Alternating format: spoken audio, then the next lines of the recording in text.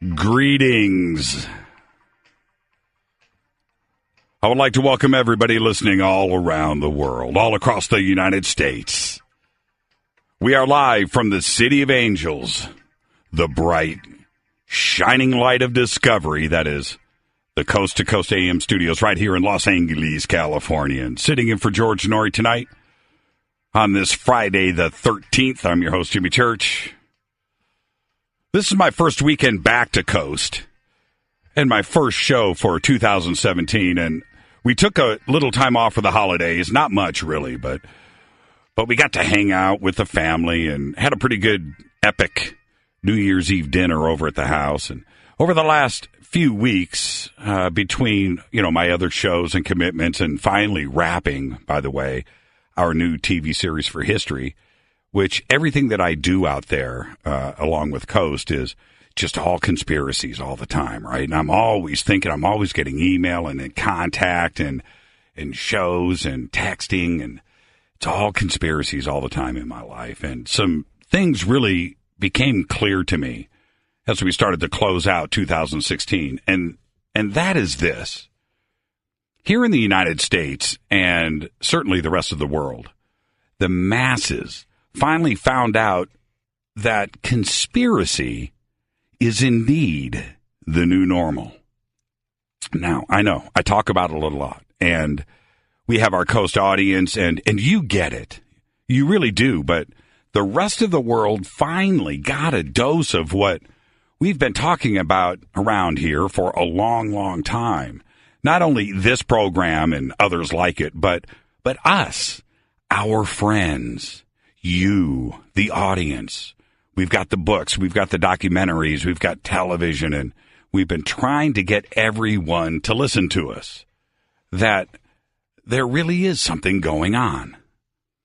Everything, my friends, is connected. And when you take a serious look, and I mean at the media, the news, the money, politics, world affairs, conflicts, UFOs, disclosure, the NSA, the CIA, the net, privacy, hacking, agendas, lost history, space, NASA, big oil, big banks, false flags, and Bigfoot. They're all connected. They really are. So we, all of us, and I mean everyone, got a big dose of fake news. 2016 was a trip. Sure, we now know how big it got, but it was huge, and it ended up infecting everything. And it was everybody. It was all things. It was consuming at all levels. Us, you, your friends, your family, your neighbors, from the very top of news media, the food chain, the talking heads of journalists, straight through to the shadow government and politicians and heads of corporations, down to you, the single individual watching television or surfing the net. Everyone took the bait. And you know what? They continue to do so. The entire world was able to see exactly what we've been screaming about, what I've been yelling about on this soapbox. Big Brother is here, and it controls you, your emotions, and world events. Make no mistake about it. It is real. So here we are. We're heading into 2017, right?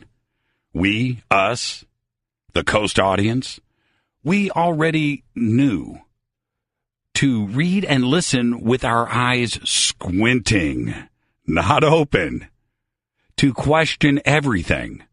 But for everyone else, right, outside of our little circle, they believed everything they read, everything they saw on television. They believed it, and it spun out of control. Well, today, they don't know what to think. We do, because we've been talking about it. But now they know what we know. Think about it. Conspiracy is the new normal. Now, with that, kicking off the new year right, tonight we have David Wilcock on Friday the 13th, no less, right? He's been talking about big conspiracy for a very long time. And tonight you can expect a very open and comprehensive conversation. I promise you that. And to make sure that we're all connected, we'll ask David to hang out on a Friday night, open lines, and take your phone calls. All right? We'll talk him into it. Trust me. This is a very special event right here on Coast to Coast AM.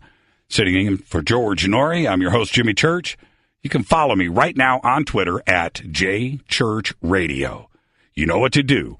For any questions or comments during the show, I keep Twitter running in real time to my left. And I'll be right back with my guest, David Wilcock. Welcome back to Coast AM, sitting in for George Norrie. Tonight on this Friday the 13th, I'm your host, Jimmy Church. Our guest tonight, David Wilcock, who is a professional lecturer. He's a filmmaker. He's a researcher of ancient civilizations, consciousness science, and new paradigms of matter and energy. His upcoming Hollywood film, Convergence, unveils the proof that all life on Earth is united in a field of consciousness, which affects our minds in fascinating ways. He is the author of course, The Ascension Mysteries, The Synchronicity Key, and The Source Field Investigations, and is featured on Gaia TV with his wisdom teachings. I'd like to welcome back to Coast, our good friend David Wilcock. David, good evening. Hey, buddy, how are you? I'm doing good, David. Hey, normally at this point of the show, I'll, say, what have you been up to? Because I haven't talked to somebody in about a year or so. But in our case, we just spent New Year's over at our house, had a great party, and we kind of whooped it up a little bit, didn't we? Yes, we did. I was responsible for distributing the party poppers and ensuring that they all discharged over your lovely dinner table. We picked out Wilcock streamers for 3 days. So, yeah, it was a great party, man. And I kind of actually want to start with that little get-together with this conversation that we're going to have tonight because, as you know, as we had a pretty eclectic crowd of friends gathered for dinner, right? Some pretty powerful minds were there. It was a freak show. It was. It was great. And one of the subjects that went on for a long time was Antarctica. And I do want loud. Yeah, and it got loud. It did. So I want to start there because you've been writing about that, and you and I have been talking about it a lot over the last month, certainly. But since then, since New Year's, you've got a whole bunch of updated info. So I kind of want to start there, and then we'll wing it. We'll go freestyle after that. How's that? Well, yeah. I mean, we could talk about the new intel and not even get through all of it in all the time we have for the show. So. Yeah, and I'm afraid of that too as well. So let's for the audience that may not know. Over the last month and a half of 2016, a lot of strange events were unfolding down in Antarctica. Of course, we had Buzz Aldrin, we had Kerry on Election Day, we had officials from the Vatican. Sure. Are all winging it down there. What do you think that they were there to see? Well, let's first of all frame the context of the discussion. You and I have talked about this WikiLeaks revelations about elite child sex trafficking and how disturbing that is, and we don't really want to talk about that in the air. I don't want to get into that. Right. But nonetheless, everybody has become aware of it. It was the number one trending search term in early December of last year. And this is a very, very serious problem for the elite because it is a rampant problem within their ranks. And in fact, there is a great deal of truth to the investigation. So I think everybody is now being presented with this. A lot of people maybe for the first time, and it strikes them as really shocking. And then the idea that this is happening is just so upsetting that they would rather act as if it's not true than really investigate it very deeply. Yeah, and what I think is interesting about all of that stuff, without going into it, even if some of it is not true, and some of it is, that doesn't matter. What it does reveal is the power of the internet, and people will start to go and do their own research. And the network gets together and starts compiling, and then it is spoken about. and that is where the elite is certainly a little bit nervous, because everything is now focused right back on them, and other details are going to come forward too. So what happened is I wrote an article on my website, Divine Cosmos, after a long absence. I really did not want to get into the Trump versus Hillary thing.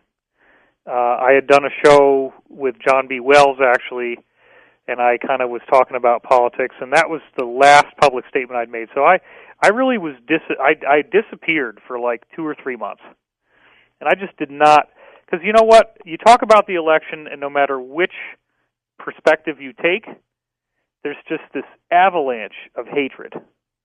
Like it was so incredibly contentious. Yeah. You know what I chose to do is just to be equally vicious on both sides. That way I couldn't lose. Because you're absolutely right. It damaged families and friendships, and people probably lost jobs over saying one name or the other. No question. Yeah. But here's a big problem, right?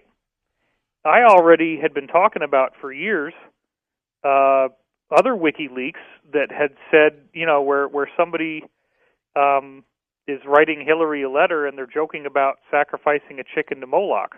Right. What? Right. Nobody jokes about that. Right. And so she was very highly implicated in all these WikiLeaks revelations about this pizza stuff. And so clearly in the voting booth, you can't vote for that. And I think a lot of people just basically bowed out because it was like it was a choice between two unacceptable candidates. Yeah, there's no question about that. There's no question. In my personal world, for those who don't know this, as a result of having had a website online since 1999, my own website, back when it was very difficult to make them, and actually having published material online since 1996 in Richard C. Hoagland's forum is how I got started. I was an enormous coast-to-coast listener back in the day. That was the only show around. And so I was, on the edge of my seat every night listening to Coast, and very much wanted to break into that scene, and I spent years and years trying before it actually worked. And, as a result of the first time I got on Coast was in 2001, and it was an enormous response. For me at the time, getting 400 emails of people I hadn't known before was huge.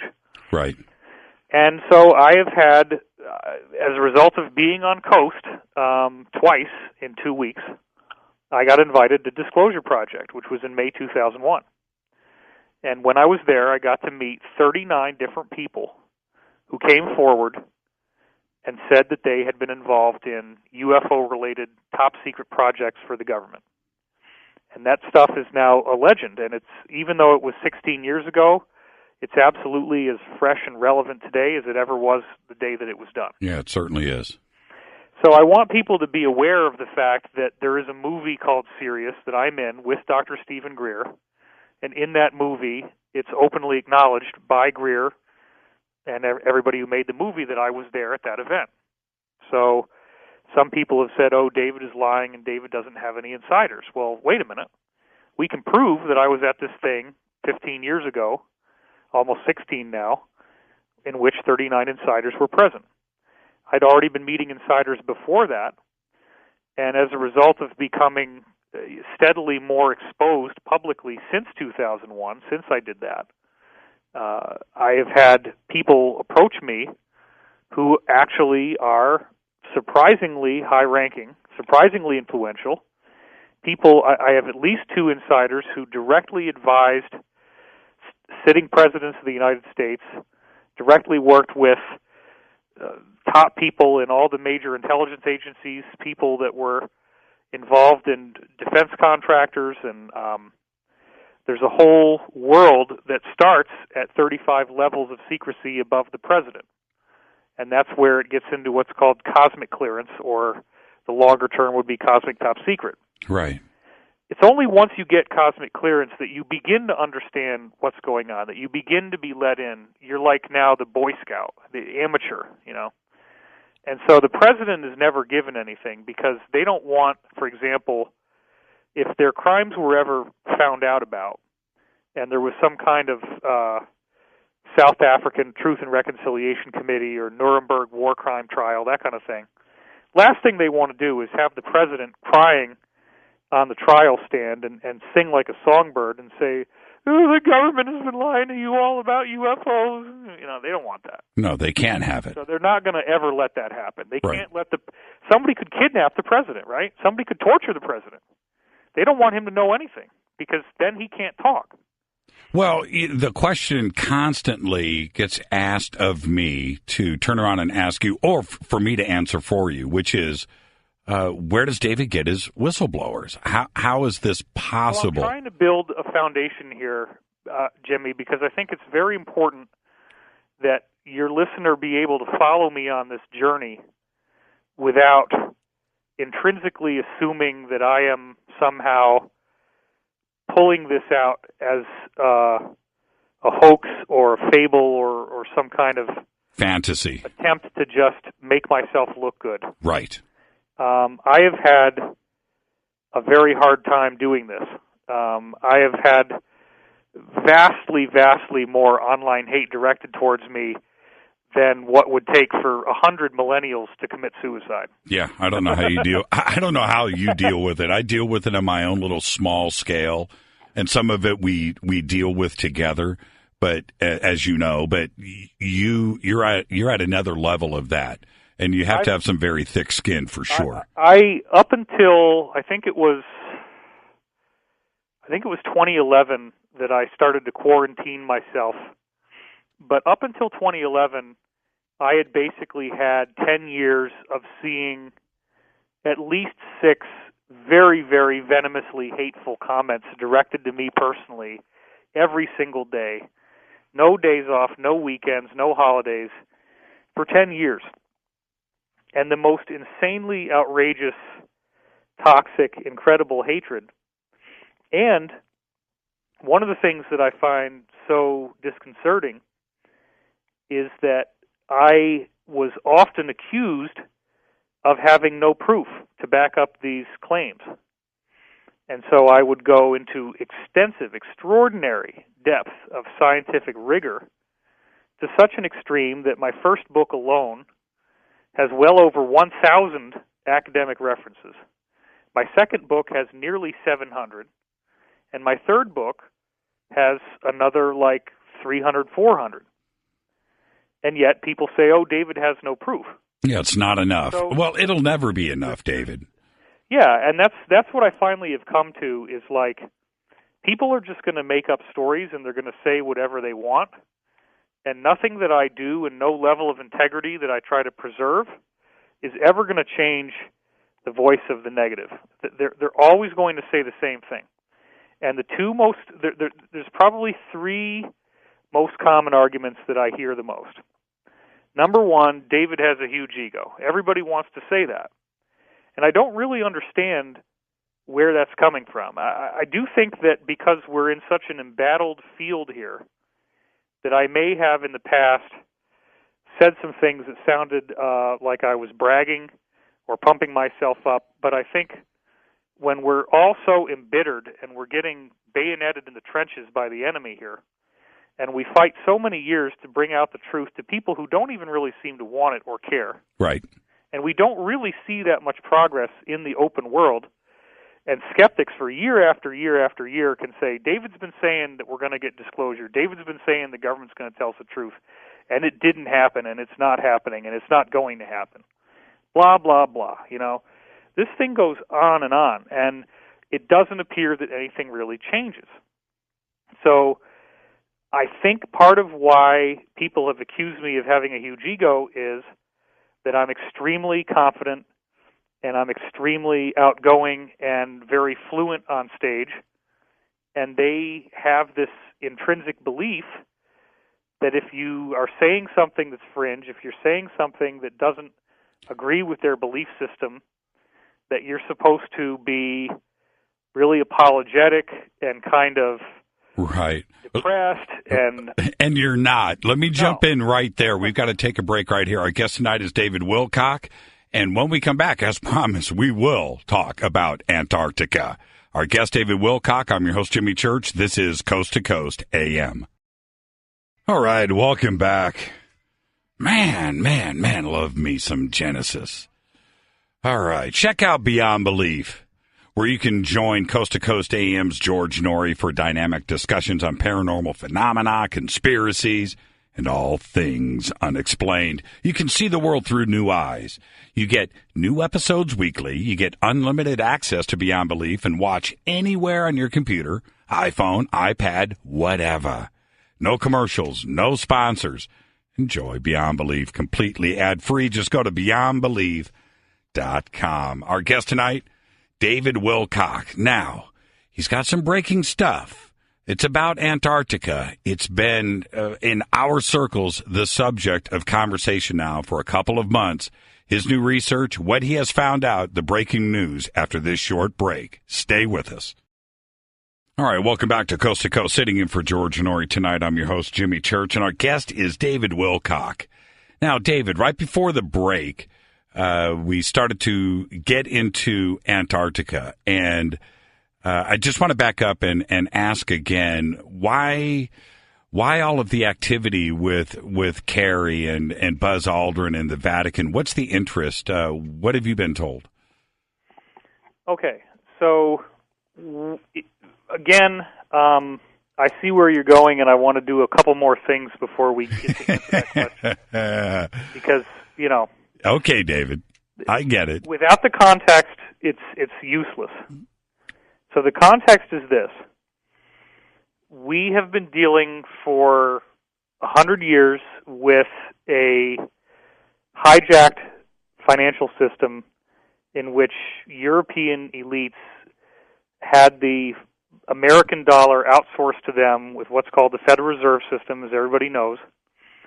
And we, Americans, basically said, you know, we don't know enough to be able to run our own money system, so we're going to hand it over to these European billionaires, and they're going to be better able to handle it than we are because they're businessmen. They'll know how to invest it. Well, what's happened is that the value of the dollar has decreased by about 97% in those 100 years. Right. And it turns out, as everybody knows, that this money that they're printing is based on nothing. And because the U.S. dollar up until now is still what's called the global reserve currency, everyone else's value of their economy is based on the strength of the dollar or lack thereof. And they're slated based on their weight against the dollar. So the Federal Reserve can print as much dollars as it wants and doesn't have to be backed by anything, and they can effectively control who lives and who dies, who eats and who starves. So a very important part of this Antarctica discussion is to understand that no, contrary to what some conspiracy theorists want to assert, it is not a worldwide conspiracy. It is not something where they control all the governments, all the militaries, all the financial systems. That is not true. There are plenty of people in the world who are flaming pissed off at the Federal Reserve and at what we've been calling the cabal. Some people call it the New World Order, the Illuminati. The cabal is a more neutral term. It's less scary sounding. Right. So that's what we've been using. Right. So this international alliance got very strongly activated after 9/11 because, much like the Roswell crash clearly was not a weather balloon, 9/11, with buildings collapsing into their own footprint, is clearly not the result of Arabs with box cutters. And isn't it interesting that his passport just happens to land face up at the bottom of the Trade Center, you know? Yeah, still one of the great head scratchers of all time.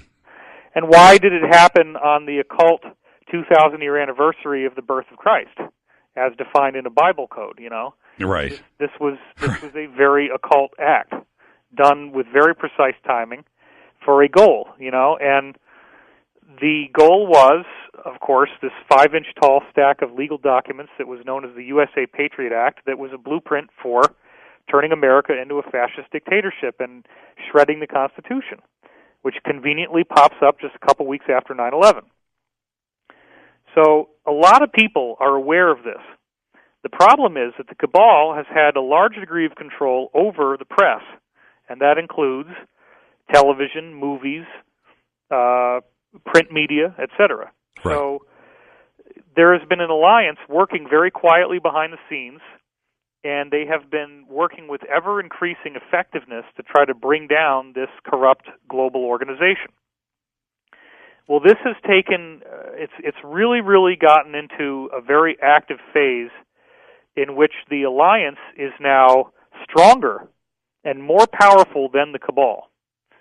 And yet, the alliance is doing a cleanup operation in which most of the cabal will already have been completely defeated and completely wiped out before we ever hear a word about it.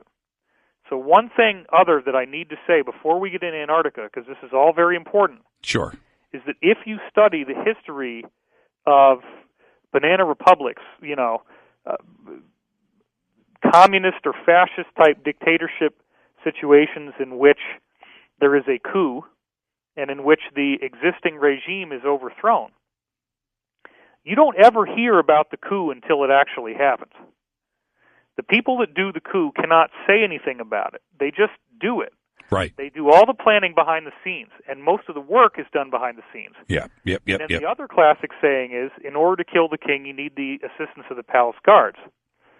And so what this means is, the equivalent of the palace guards in our time would be the military and the intelligence services. And so this is what's happening.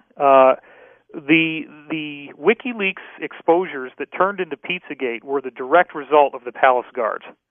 And Assange has already been saying, look, guys, it's not the Russians. It's the U.S. intelligence services. It came from within. They knew what was there. They didn't like it. They said, enough is enough. We're done. So the people in the cabal have been aware ever since 9/11 took place that they really, really badly botched it. It was meant to be a lot more effective. It was meant to be a lot more clean. So even though most people think 9/11 was a success for the cabal, there were many, many, many loose ends and unanswered questions that they had hoped to have neatly tied up, and it didn't work that way. Just like when they hoped to find chemical weapons in Iraq, they didn't find them, because actually the teams that were supposed to plant the fake weapons got fragged and were killed before they could actually put them in position. They had no idea where the fake stuff was located, so they couldn't actually find it. Interesting. And this is all stuff you hear when you start hanging out with the kind of insiders I know who literally were advisors to presidents. So what's happening now is that the cabal is absolutely out of time. The alliance is now more powerful than they are, and 9/11 was a botched job where they didn't get what they wanted, and they knew that it was only a matter of time before they were going to be exposed. So they have had a plan in the works as sort of like the final get-out-of-jail-free card that they've built for themselves, so that when the time comes that 9/11 truth goes mainstream, when the time comes that they cannot keep the doors closed on this thing, what could they do? Is there any possible way, once there's already war crimes tribunals, once the top bankers, or whatever you want to call them, the top industrialists, the top warmongers, once they're actually on trial, once they're actually in front of the world and accounting for their crimes, what can they whip out that might give them clemency, that might get them to be seen more favorably by the public? Right. And so in this complex game that we're playing here, how many moves away are we from checkmate? It's already over. It's raining in California, and right. That's a sign that it's over. Right. That's funny, David. That's funny. But I have been saying to people, everybody who knows me personally I've been saying ever since the drought really became a big thing 4 years ago, was when it really started to be talked about as a big thing. Right. I've been saying, look, why do actual meteorologists call this thing the ridiculously resilient ridge? Yeah.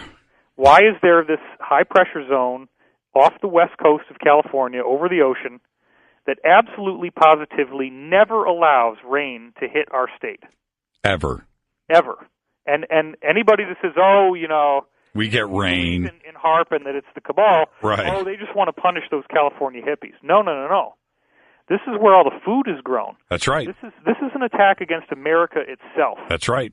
That's right. I've been talking about this for a long time, and most people don't realize it. And if you are going to control something, you need to control the end, the beginning, the middle, the production, the distribution, and everything else. And it all stems right here in California. Most, they don't realize if they want fresh strawberries in December in Wisconsin, where do you think they're coming from? Exactly. So what we're dealing with is European elites who feel that in their game of where they own both sides of a conflict and they play both sides against the middle, it's called the pincers movement in war. Exactly. They feel that America has never suffered enough in World War I, World War II, etc. So they feel now it's America's turn for the next big world war or whatever we can get away with. We got to punish America. And that's what they were trying to do. They were literally trying to create mass starvation, mass chaos in America, cutting off the food supply through this action. And it got pretty dangerously close, but it never really worked. And what I've been calling the alliance, when we're saying the alliance, we're dealing now with a majority of all of the personnel in the intelligence services, of which there are, according to Steve Pieczenik, there's 15, and Steve Pieczenik's an important person we can talk about in a minute. Right. You're dealing with the top levels of the military. The majority of all these groups have now gone over to the alliance. They are not working for the cabal. In fact, the cabal is very much in the minority. There's been a huge anti-cabal revolution in Europe, in particular even Great Britain. A lot of people blame England for this, but the English government has largely now gone against the cabal. That's what the Brexit thing was all about. There's all kinds of stuff about elite pedophilia and criminality in the British press. They're really on it. Actually, more than we've been. America's been behind Britain in terms of how much they're taking on the cabal. Anyway, what's gone on is that we are now at a point in which the cabal has been exposed by WikiLeaks. And the WikiLeaks exposures were obviously done at the most politically useful time they could have been done, during an election. That's where everybody wants to be educated about politics so they can make an informed choice of their vote. Right. And then what happens is the cabal is actually now being wiped out. The factions that are refusing to surrender are mostly in underground facilities, and if they don't surrender, they are literally having Marines cutting their way in with blowtorches into these underground facilities that are locked up and garrisoned up. These guys are cutting their way in, and if the people that are inside do not surrender, then they are literally being wiped out. And by wiped out, I mean shot and killed. That's where we're at right now. There are multiple underground bases that are being cleaned out right as we speak. In fact, most of it's already done. The people that are running the cabal are already on the run. They're already trying to find their escape plans. Most of these people are not elected officials, and you would not know who they are if you saw them. So this is big, big, big stuff. And when we are at the point where Pizzagate is the number one most talked about subject on the Internet, in which there are so many videos that are so damning that even the fake stream media, that's a term I just came up with. Yeah, nice. In the last few days. The fake stream media that actually has the audacity to call anybody who's daring to write their own independent journalism and do their own research, oh, well, you're fake news. And then to marshal their monopoly over the Internet and over the press to actually block your news from distribution on the platforms like YouTube, Facebook, and Twitter, and Google, which includes Gmail, which means you're not even going to get the email from your friend that wants to send you this information. Right, right. It's totally unconstitutional. It's totally crazy. How large is when we're dealing with Antarctica and we're talking about this underground situation? Does it go from east west, north south? Well, you're at the bottom of the pole, so I guess it would be south south or north north. But is it occupying and spread out all over the continent? All right, so let me try to steer this back in because obviously we made promises and we can't set this thing up forever. The setup is very important, but I get what you're trying to do here. No, it's just that you were talking about what the Marines were doing, and I'm just wondering if that was... Some of these bases are in Antarctica, yeah. Some right. of the ones that are being penetrated are in Antarctica. Right. So what we need to understand here is that the lost continent of Atlantis, if you want to find it, you look at Antarctica. And what happened is the Earth went through a magnetic, or actually Earth crustal displacement, a pole shift. And what was Atlantis and was at one time subtropical, the Earth's position actually shifted, and the flood that we've all heard about as Noah's Ark, and also, it appears in so many other ancient mythologies around the world, mm-hmm. It started with a flood, but then it immediately quick froze, and it became the icy continent Antarctica.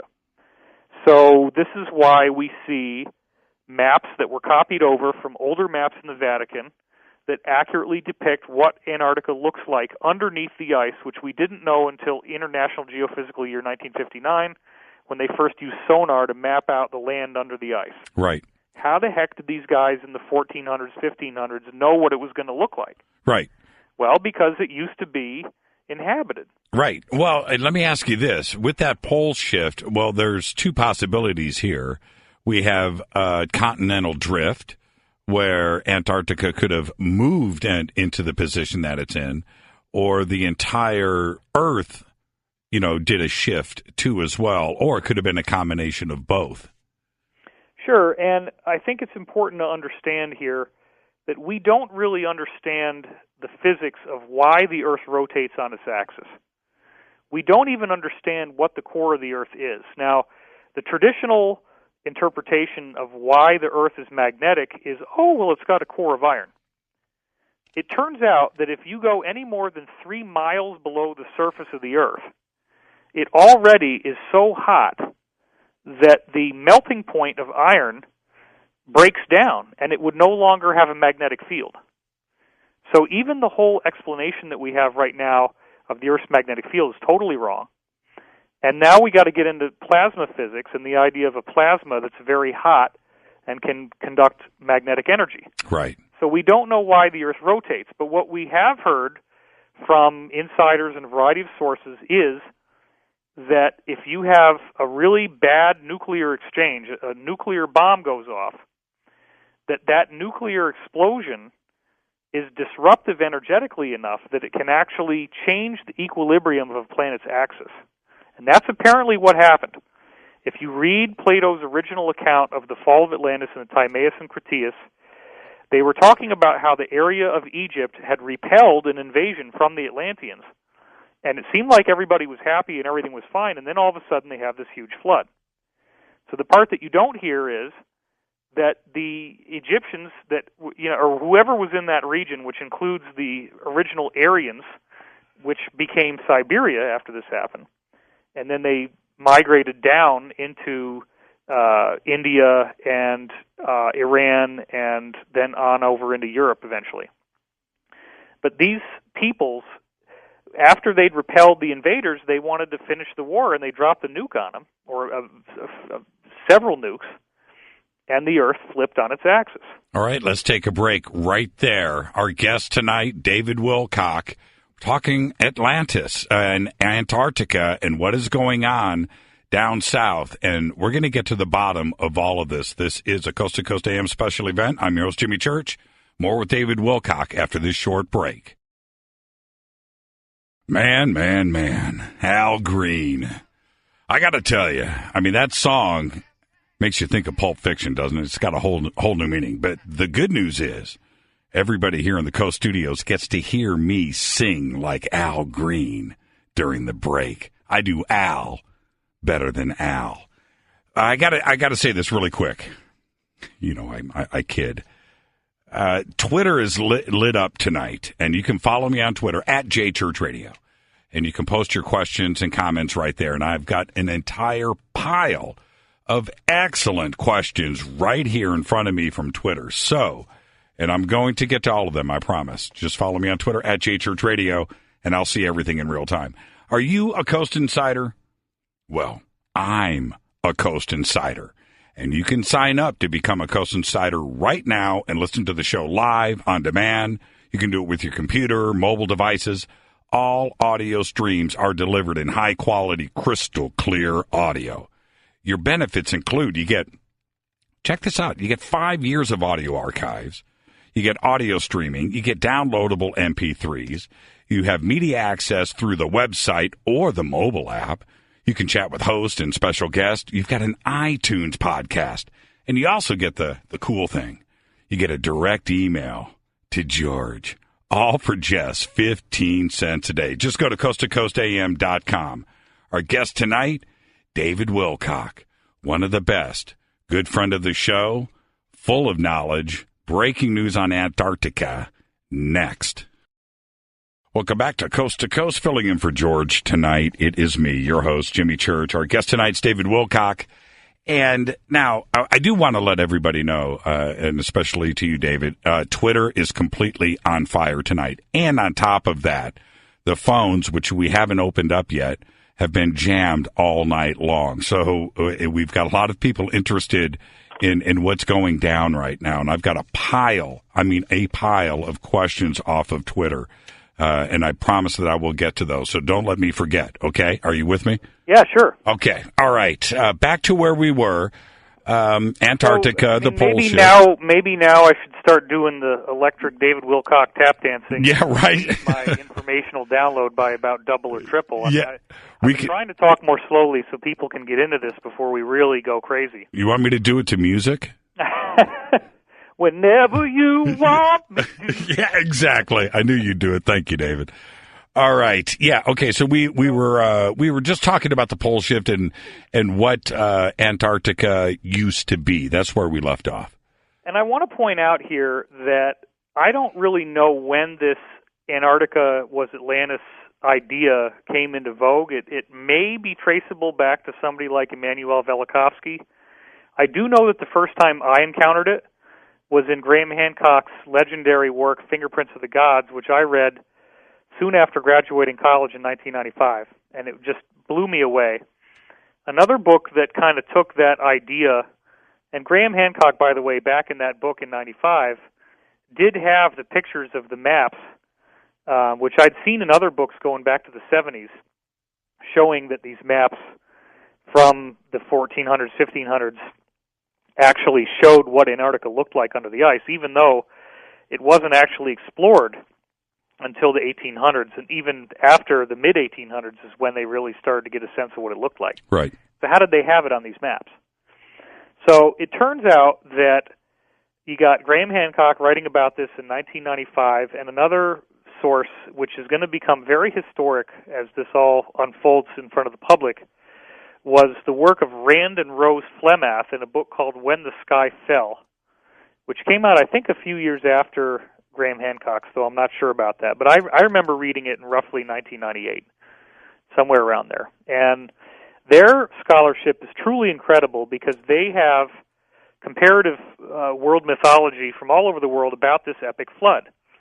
And they make a very compelling case that there is a worldwide memory of some type of catastrophic event.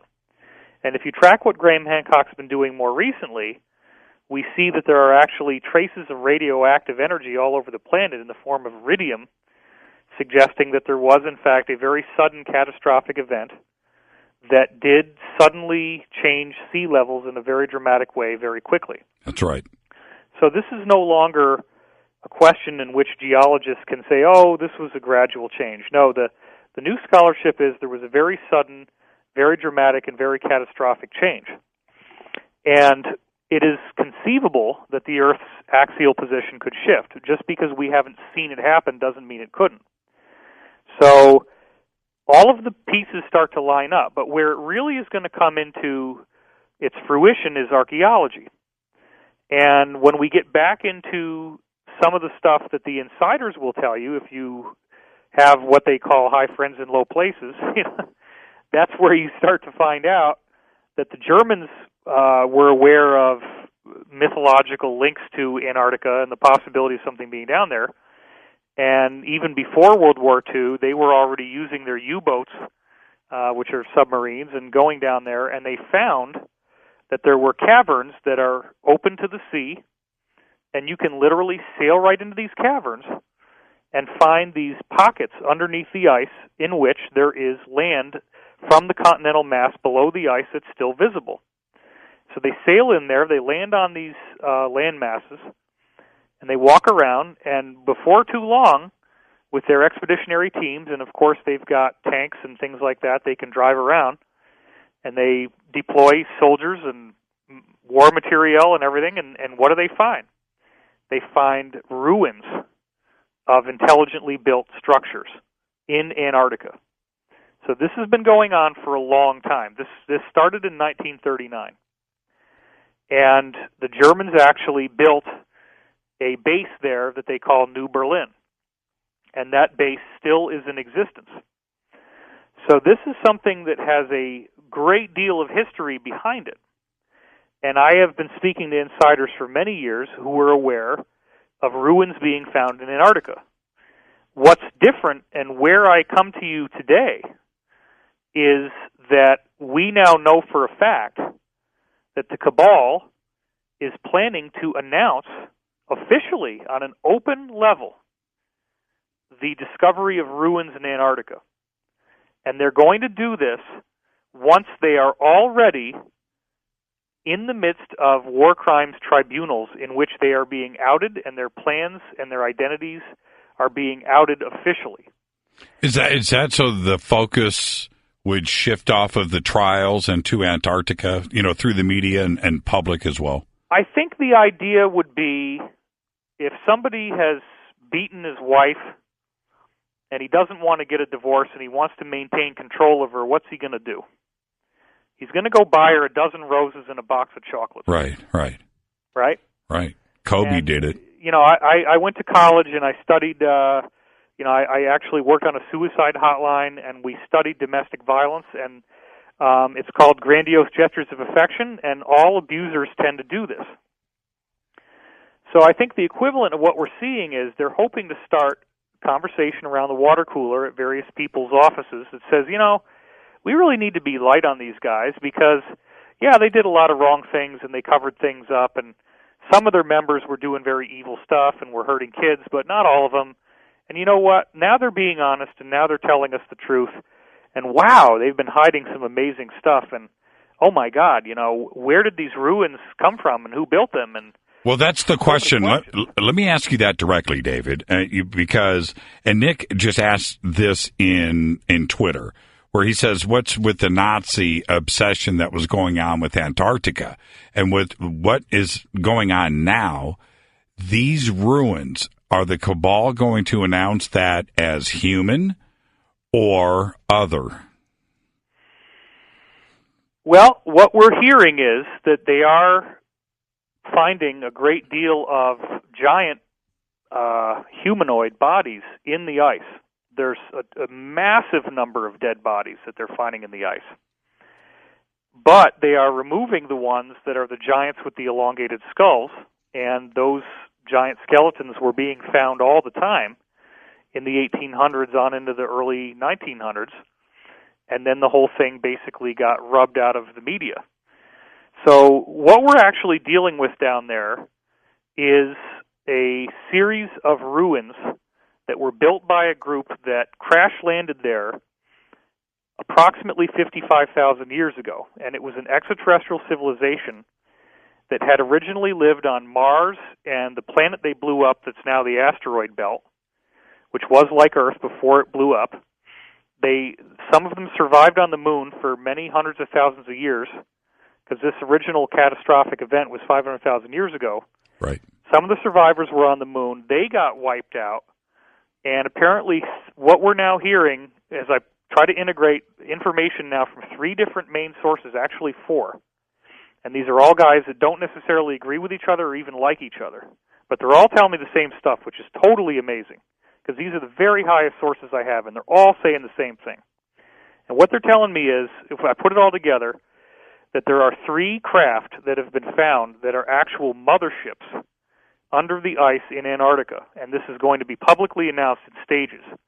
These motherships are literally 30 miles wide.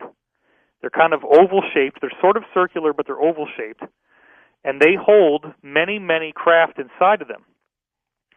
And there are 3 of them that were found, and they're jokingly calling them the Nina, the Pinta, and the Santa Maria. Interesting. One of the 3 has been partially excavated. What they do is they take these big bags of water, plastic bags, they drop them down a chute that they're making, and as the bag gets to the bottom, they hit it with very intense microwaves. It instantaneously boils the water, and the steam melts more of the ice, like another 40 feet of ice. And so pretty quickly they can bore down through that 3-mile ice cap and get down to where this thing is. Is that why, and this is again from Twitter from Roger, is that why Google is blurring things out? There's always, some white cloud in the way when you're starting to look at stuff in Antarctica. There are probably going to be things in Antarctica that are anomalous. However, these ruins, these particular 3 motherships, which are not even the real motherships, they're only kind of like a small mothership compared to the size of what they did have. Right. But these are not something you're going to see on Google Earth no matter what. That's right. Very advanced satellite telemetry using unconventional technology in order to find these. Are there other countries involved in this, or right now is it just us? Oh, look. This has been going on since 2002. There's a 14-year study of these ruins involving major university professors, and they have been documenting all of their research as they go for the last 14 years. And all of this stuff at some point is going to be brought forth publicly.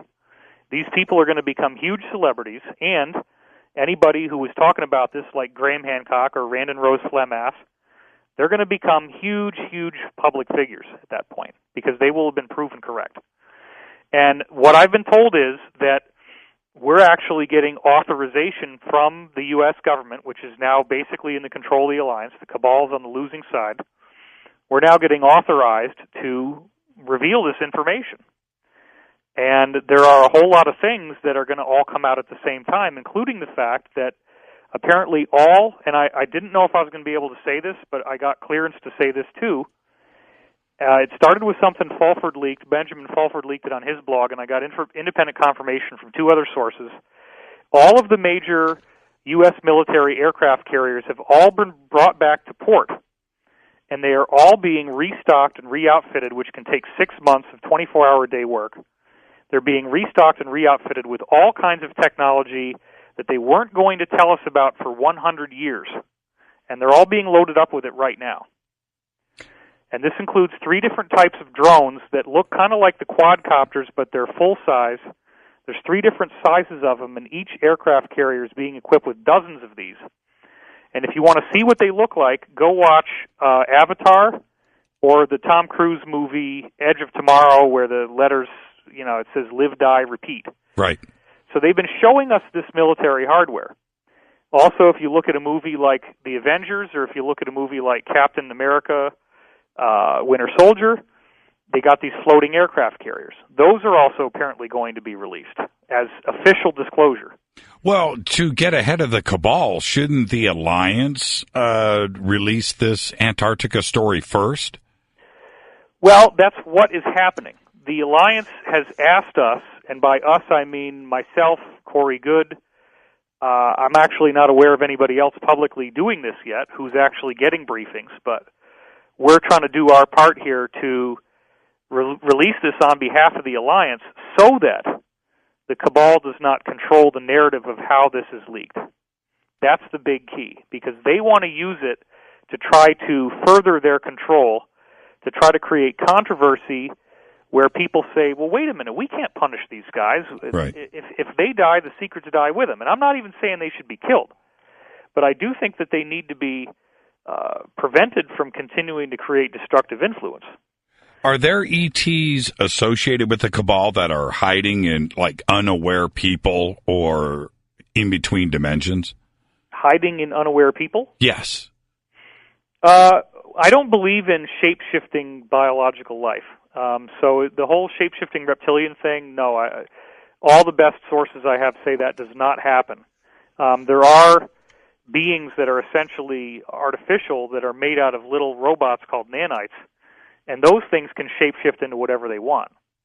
And they actually discovered this was a big problem in the 1970s. In the White House, they had these things pooling down and looking like carpets and then reanimating themselves, and they could impersonate anybody in the White House. And so since the early 70s, they've had very sophisticated countermeasures that have prevented those types of beings from getting in. Right. But as far as actual biological life forms, we're all subject to the same basic laws. And in fact, no ETs that we've ever found have, depending on who you talk to, nobody has more than about a 4 to 12% discrepancy in the structure of their DNA from us. So throughout the cosmos, we're all pretty biologically similar. Now, we're going to hit a break here, so I'll get this in, give you a chance to answer this. With the Draco and Antarctica, obviously, and their connection going back to World War II and the Nazis, is there going to be some Draco sightings or a disclosure when it comes to Antarctica as well? Well, here's one of the interesting things. Both U.S. Marines and Canadian Marines have been taking out these underground bases, and they weren't necessarily on a need-to-know basis of what they were going to see. And so I've been hearing from my insiders that there's been some great shock in some of these Marines, because when they infiltrated these bases, they saw reptilian-looking humanoids fighting alongside regular humans like us, defending their home turf. And that was very traumatizing and shocking to many of these Marines when they saw this. So we do know that there have been, for the last approximately 375,000 years, there have been these predatory reptilian extraterrestrials in our solar system, and they did have a major outpost on Earth, and Antarctica was and still is their primary base of operation. However, our military-industrial complex now has parity with the reptilians in terms of the sophistication of their weaponry. And that has created a very decisive tipping point in the war, in which the reptilians are now being largely defeated. And, you know, you bring this up very spontaneously right before a break, and I've been trying to be very credible in how I do this. So I do just want to point out that one of our new guys is this World War II veteran, William Tompkins, who debriefed 29 different embedded spies in Nazi Germany. And they were shocked as they were bringing these stories back from the German space program, finding out that the Germans were in fact working with these extraterrestrials that had reptilian characteristics, which seems ridiculous. Well, that's right. And we've got to take a network break right here. And so we'll pick up right there when we come back. Our guest tonight, David Wilcock. Stay with us. Man, you remember that video when it came out? Everybody sitting on the steps of the brownstone in like Harlem, right? Man, takes me back, Rolling Stones. All right, check out, I don't know if you know this, but the announcement was just made. George Norrie has got a new book coming out. It's called Mad as Hell. America's #1 all-night radio host takes on the dangerous world we live in. That's right. And it's available for pre-order right now on Amazon. So go check it out. It's going to be released on June 27th, 2017. I'm your host, Jimmy Church, not George Norrie. I'm sitting in for the good George tonight, and we're talking with David Wilcock, author, lecturer, researcher of ancient civilizations. And tonight we're talking about Antarctica and what may have been Atlantis. More with David right after this short break. Stay with us. All right, welcome back to Coast. I'm your host, Jimmy Church. Again, Twitter on fire. Wow. And I've got follow me on Twitter at JChurchRadio. That's all you got to do. Post your questions or comments right there. And David, this just came in right on target with the conversation that we're having. And Matthew says, if life elsewhere didn't really exist, then why does every federal agency deny? Why do they deny it so hard? And that's exactly the point, isn't it? Well, we're dealing with a long-term psychological operation in place to deny us the truth about UFOs for several different reasons. One of the reasons, of course, being that their propulsion systems would force the government to release technology that would eventually eliminate the need for fuel and eliminate the need for a money system. Because most of capitalism is based on energy as being the basic unit that is how wealth is evolved from. And so if energy no longer has to be paid for, then you've essentially destroyed the economy. And so like when Ralph Ring was building Otis Carr's version of the Tesla flying saucer, right, and they came in and shut him down, they said, you're threatening the entire economy of the United States. So I wanted to point out something about this event that we're telegraphing is going to happen. The people who listen to this show are in probably a minority of people who will be absolutely thrilled and overjoyed by this news. How so? Well, because you're going to be seeing films of these college professors that have been stationed in Antarctica since 2002, walking around amongst stone ruins and showing very advanced technological artifacts that they found that are greatly superior to anything we have now. And then those technologies are going to start to be disclosed and used in the public. Now, most of the people that would listen to this show are going to see this as a good thing, but I do want to point out something that the insiders have been telling me is one of the big concerns is that this will be seen as a mass trauma by many people. And it will be so upsetting because, remember, fear doesn't have information. Fear is a blind panic a lot of times. Fear comes in the absence of information. And so people are not going to have the time or the ability to necessarily do this research for themselves. They're going to suspect that it's a trick. They're going to be worried about, could this happen to us again? Could our society be washed under in tidal waves, and could we all be destroyed? They're going to be worried about aliens, which they never necessarily believed were true before. Even some people who thought they believed it didn't really, really believe it. So there's going to be all kinds of stuff like this that happens in which the effect could be like a 9/11 or even bigger. Even though some people are going to be very positive about it, other people are going to be really, really panicking. And so imagine what happens if you've got a very upsetting war crimes tribunal in which Pizzagate type of stuff is now public, and then this gets dropped on everybody at the same time. Wouldn't it have the effect of really distracting people from the tribunal? Would it almost be like a pardon? That's what they're hoping for. Right. They're also hoping, I mean, remember, how does the cabal do its magic best?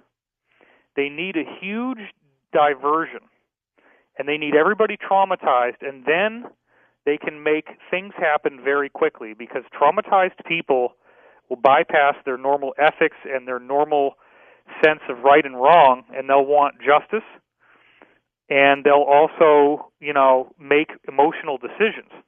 Well, wouldn't it be a combination of two things, though, David? And I know you and I have talked about this before, but I would love the audience to hear your answer. We would have the trauma. I would be traumatized, okay? So there would be the trauma, but then there's the other side at the same time with the same people where that question has been answered, right? And there is the relief that we're not alone. And we can move on now, and let's look at other things. Wouldn't it be a combination of both? Yeah, I'm much more inclined towards what you just said, and I wouldn't have even pointed out the mass trauma part if it wasn't something that the highest levels of this are concerned about. Right, it's a goal. So also, and I want to redirect everybody back to the timeline of this because I wrote my definitive Pizzagate investigation somewhere around December the 6th, I believe. And then I wrote the follow-up to it less than a week later. I think it was around December 11th or something. It was when you were on my show because Right. You released it the day before and you called me. Right. So Corey was getting information from his people in the military-industrial complex secret space program, which we've talked about in the article and so forth. I'm not going to redefine that right now, but right. They have flying black triangles and things like this. They told us, you guys need to run your asses off to get this stuff out there, because if you don't, you're going to be scooped, and it's going to appear that you're just copying something that has made it into these tabloid websites. So we worked like crazy, and I managed to get this thing posted on my website, a very comprehensive investigation. 2 hours later, tabloid websites started to talk about, for the very first time, cities under the ice in Antarctica. And what if we find cities? And then the day after I published the article, the UK Daily Express came out with a much more comprehensive article that talked about how conspiracy theorists are on fire because film footage from 2002 was found earlier this year from Antarctica discovering ruins down there, a group of college professors that have been missing since 2002. I'm like, wait a minute. I'm one of the grand poobahs of conspiracy theory. So are you, Jimmy. Yep. Nobody ever told us about anything like that. That's and right. If it was out there, the alternative community would have torn it apart like a pack of hungry dogs. Oh, check this out. Okay, we have 15 minutes before midnight, right, for you and I. We're still on Friday the 13th, right?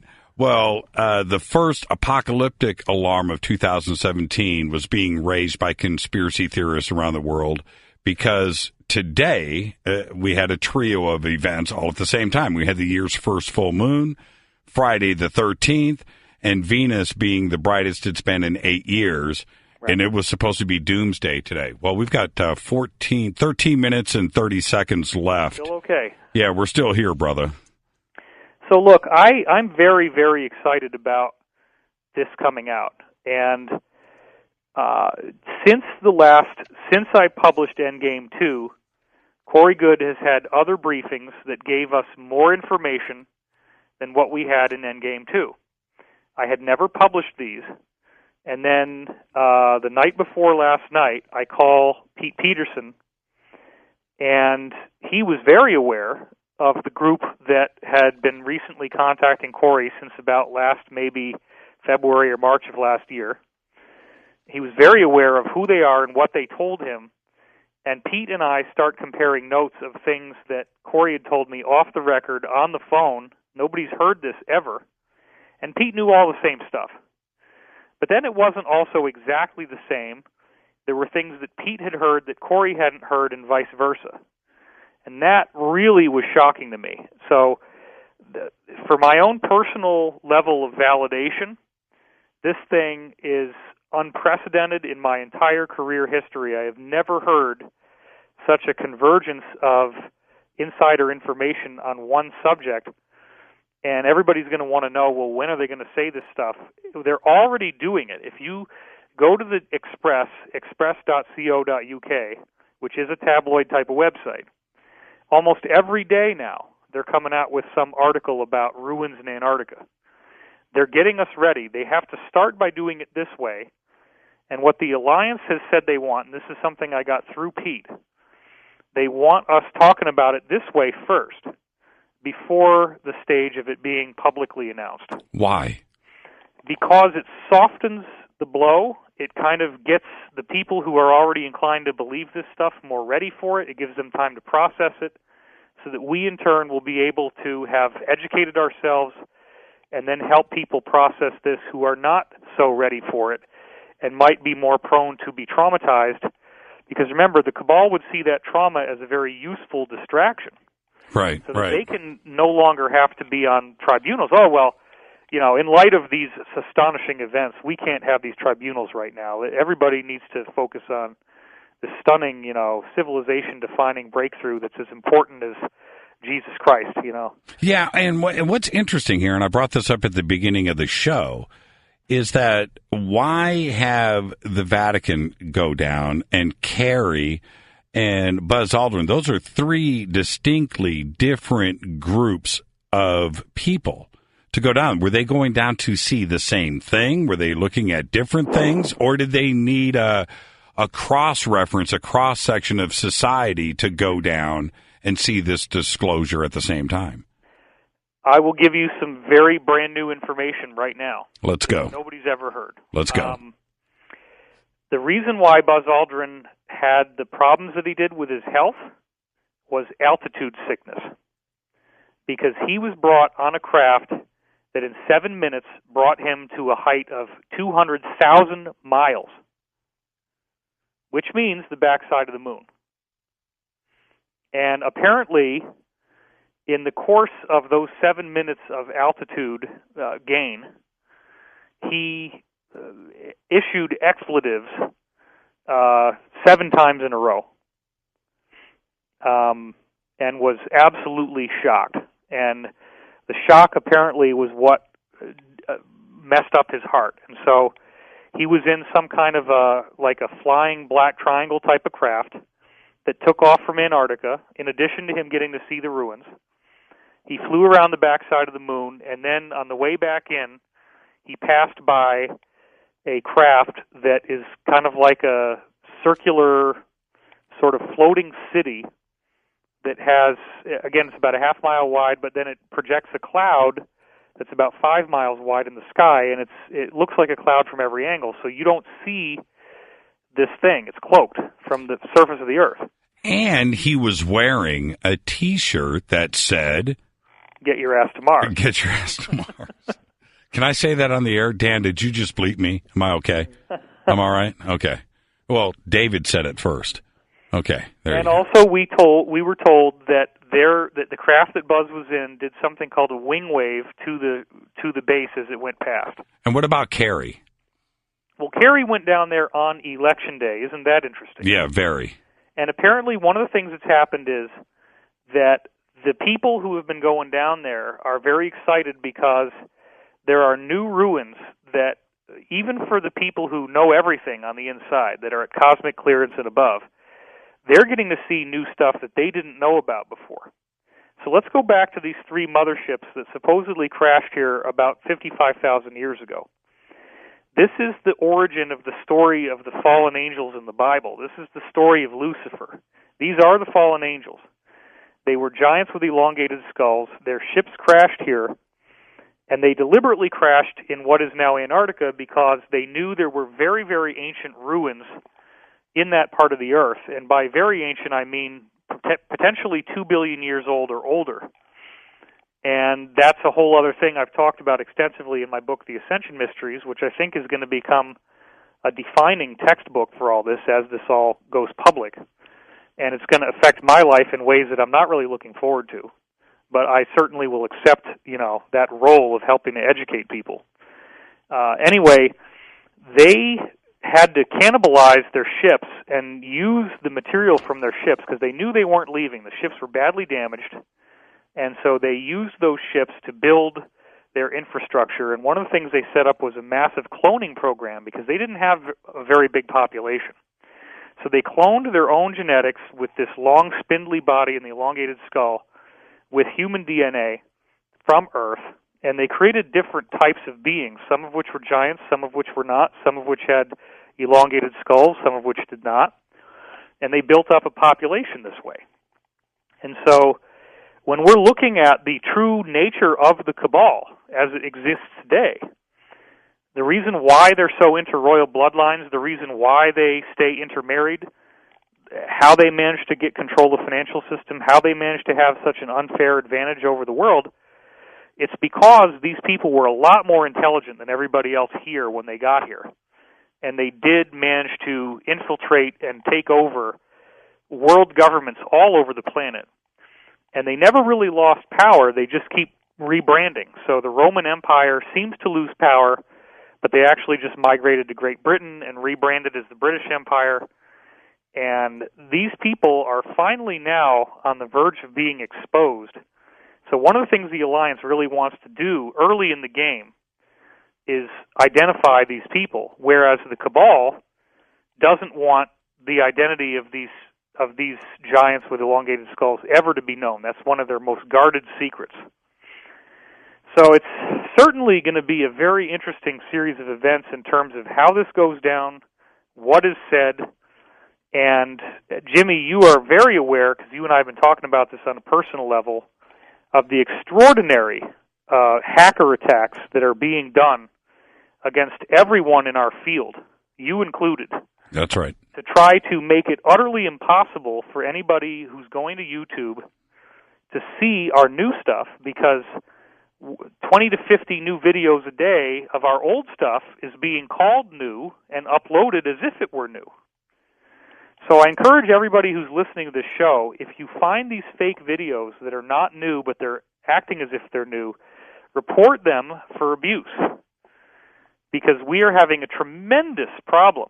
A tremendous one. I'll say this. I mean, I don't do any, grandiose self-promotion on Coast, but I will say this, that if you are going, there are 3 YouTube channels out there that handle all of this. That is David's, mine, and Corey's. That's it. That's it. And if there's anything else out there, if you are on another channel, you will know those 3 channels with, we have large amounts of subscribers and official marks and all of that. But there's only 3. Right. And mine is David Wilcock 333. Corey's is Sphere Being Alliance, and yours is Fade to Black. That's it. That's the end of the story right there. Anything else, and it's being allowed to propagate. Also, it is something that for us and the people that come to us for information, they're being misled down another path, and there's other things that are even darker than that are going on, and it also involves our websites too as well. Yeah. I had somebody somehow manage to post a link to either a malware or a phishing site in my forums, and it is so difficult to track down that link that we have had to deactivate and take offline my entire forum, because with 10 years worth of data in it, right? 15 really. Right. Because we can't find this needle in a haystack, and if it's there, Google bans us from their entire search engine. And it shows up that way. We've got to take a break right here. David, it's Friday night. Will you hang out with us, my friend, and take some phone calls? Let me have it, buddy. That's what I'm talking about. Our guest tonight, David Wilcock. It's Friday the 13th. We're going to open up the phone lines. Your calls are next. We'll be right back. Man, I love that song. Now, I just posted in Twitter, by the way. I said, okay, who knows who this is? I will say your name on the air. Now, I did that on Twitter a minute ago. Nobody has, really, who knows who that is? Beautiful. Absolutely beautiful. But anyway, moving on. Paranormal Date. Finally, a dating and friendship site to meet others with similar interest. Find your match that shares an interest in not only the paranormal, but you've got science, life, after death, and ghost stories, Bigfoot, UFOs, alternative medicine, and conspiracy theories. Paranormal Date now has almost 57,000 members.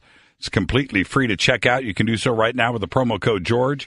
You're going to get a 40% discount. Paranormal Date is also available for iOS and Android apps. And when you're there, check out the companion site, conspiracydate.com. Tonight, our guest is David Wilcock. It's Friday. It's Friday the 13th. It's open lines with you and David. And yes, they are jammed. Get in now. Get in early. We'll be right back with your calls. All right. Welcome back to Coast AM. I'm sitting in for George tonight. That's right. It's Friday the 13th. I'm your host, Jimmy Church. All right, David, you ready? Yes, sir, I am. Okay. Let's do this. Let's go to one of our old friends, Old Faithful here. Let's go to Jeff from Culver City. Jeff, welcome to Coast. Hey, hi, Jimmy, and hi, Mr. Wilcock. Happy New Year to both of you guys. Thanks, yes, when it comes to this newly discovered fake news that's suddenly been in the headlines, it made me wonder why now is it just being revealed or discussed. And I believe that it has a lot to do with the clever, albeit clandestine, defeat of Hillary Clinton. It amazes me that nobody could see any of this coming. All of the researchers, all of the pundits, all of the university-educated scholars, et cetera. Yet fake news have been with us ever since the advent of the Internet and all its little subsidiaries like Twitter, Facebook, Google, YouTube, Reddit, Gawker, and all that other, mess, right? So anyone, anywhere can say anything on any of these mediums, and people who are utilizing these mediums will believe it as gospel. And it's ironic that I would use the word gospel because the older generation who did believe in whatever they did believe are dying off, and this newer generation who ironically are always saying, oh my God, OMG, don't even attend any religious type ceremonies or services or believe in anything but the internet and fake news.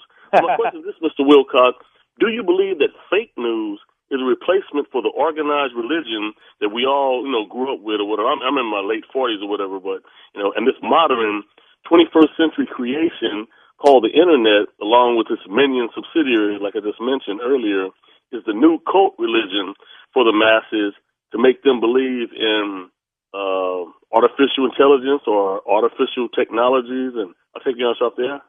Excellent question, Jeff, and Happy New Year to you, my friend. All right. I think that the internet is an opportunity for the freedom of communication. When I created my website in 1999, nobody was telling me what to do. Nobody was telling me to create propaganda. Nobody was telling me to attack organized religion. I had the freedom to write whatever I wanted. And if people hadn't have been interested in it, my career probably would have fizzled and I would have had to get a job. And that would have been the end of it. Oh, you have a job now. I mean, how many hours sleep do you get a night? You work all day long. How many hours of sleep do you I get? do segmented sleep, so I get probably a shift of like 3 or 4 hours, sometimes 5 or 6, right. Rarely that much. But right. Then I stay awake for an hour or 2 hours, and then I go back to sleep, and then I'll get another shift of maybe anywhere between 1 and 3. Right. That's don't ever imply that you're not out there slaving. Let's go to Wild Card. Chris in Long Island, New York. Welcome to Coast. Say hi to David Wilcock. Hey, Jimmy. Hey, Dave. How you guys doing? Doing good, Chris. Well, I had a question for David in terms of reading his new book, Defense Mysteries, which I'm very enjoying very much. Thanks. And one of the chapters was Nikola Tesla, the Pete Peterson and Nikola Tesla Black Ops. Yep. One of them is about Black Jesus, where there's a ascended being appearing in Africa. Yep. And I just want to know if you know any more information you would share with us, because I thought that was very captivating to me. And I just wanted more information on it. Yeah, the Black Jesus story. The Black Jesus story was probably one of the most shocking things I ever heard. It came from my insider Jacob, I call him that in the book, who actually was working for the Rothschilds and still does, and also is a whistleblower who doesn't really do what they want, but continues to work for them because he feels like there's some very serious extraterrestrial threats to Earth and that what they're doing is very necessary to protect us. So the story goes that in the 1960s, there was a black man in Africa who came in with abilities complementary to those of Jesus. And he was performing miracles. He was starting to get people to listen to what he had to say. And the cabal tried to kill him, and, they could shoot him in the head, and his skull would just regenerate, and the flesh would grow back, and he was fine. And, so the crazy story that I heard, and remember, I was told at the time that if I disclosed this, that I would be killed, and I ended up putting it in the book anyway. But the story was that this guy, they finally said, okay, we're going to bring you to the United Nations and share your message with the world. Let's get you on this flight. They bring him on this flight, and instead of bringing him to the United Nations, they shot him repeatedly and then actually had some kind of meat grinder device and basically like a bandsaw, I guess, and sawed up his body into a whole bunch of pieces, put him in these very like radioactive shielded containers, and then had all these fighter jets dock with the plane and fly his body parts to all corners of the world, where then these containers turned them into ash. And they thought that maybe this would defeat him, like that his body somehow, the tissue was necessary. So if they destroyed all the tissue in all these places across the world, maybe they could defeat him. Well, he then regenerated in their offices and was fully fine, fully intact. But the sad part is that he said, you guys so badly do not want me to be here that I am not going to be able to do any more. You're going to get what you want, but bear in mind that in the future, many others like me will be coming, and when they do, you will not be able to stop us. Wow. Well, that is all I know. Unfortunately, right. There's nothing more to the story than that. I don't Incredible. But it is an incredible story. Incredible. Let's go to Wild Card. Thomas, right here in California. Thomas, you're up next on Coast. Jimmy, thank you for taking my call. And David, it's always a pleasure to hear your interviews. And I look forward to obtaining your latest book on the Ascension. David, my question is about direct contact with extraterrestrials. There have to be benevolent, trustworthy extraterrestrials out there. And how can the average man, the average woman of the coast-to-coast universe have direct contact with benevolent, trustworthy extraterrestrials without having to go through intermediaries like the Alliance or the Cabela or the military-industrial complex or national intelligence agencies or transnational corporations, but actual direct, face-to-face, no intermediaries contact with benevolent, trustworthy extraterrestrials? Got it. Excellent question, Thomas. So David? It's actually ironic that he asked this question because that is the big question that the reader of Ascension Mysteries is left with. And I am writing another book right now called Awakening in the Dream, Contact with the Divine, that is exactly that. It's exactly what his question is. So the short and sweet answer is that when you're dealing with the benevolent folks in the universe, they found that if they were to appear in front of people in person too quickly, that people would be worshipped by others as some kind of guru or savior figure, and that the people themselves would have ego problems that would develop where they would feel entitled or special or otherwise different. Right. So what usually happens in the case of ET contact, what I'm going to outline in my new book, and we're haggling over the release date right now. It may be August 2017, it may be September 2017, and it may be spring 2018, and that's not fixed yet. But it will be one of those three. So you will generally start having these experiences in dreams. And so I would highly, highly condition people to think that a dream might not just be a dream. One of the things I've heard from Corey Good is that people are having ET contacts, and then the dream will be partially what actually happened and partially a screen memory. It will be slightly distorted, or sometimes greatly distorted. So, but in the greater sense, I would say that we all have a higher self, and the higher self tries to communicate to us through mystery, and the mystery usually will start with things that most people would call coincidence, and I would call synchronicity. So that's why I wrote a whole book called The Synchronicity Key, where I scientifically proved the existence of synchronicity as a bona fide fact. So you'll start to get these things happening that really defy common sense and logic, and that's your clue that invites you into the deeper mysteries. If you want to have the more profound types of spiritual experiences in direct contact with your higher self, I think dream work is a very highly useful discipline, but ultimately you're going to need to meditate. These beings will not be able to reach you, and they do start telepathically. They'll not be able to reach you telepathically if you don't get control over the monkey mind that's always chattering with all kinds of self-defeating and judgmental thoughts about others. And so when you can start to control that thought and get yourself into a nice, clear, coherent consciousness, that's where the criteria for contact will begin. And as we move forward through the changes that I'm now describing, people are going to start to have very dramatic experiences of contact that will appear to be like ghosts or entities in the room. And when that happens, we know that when that starts happening on a mass level, we know that we're very close to this solar event that I've talked about in the Ascension Mysteries book.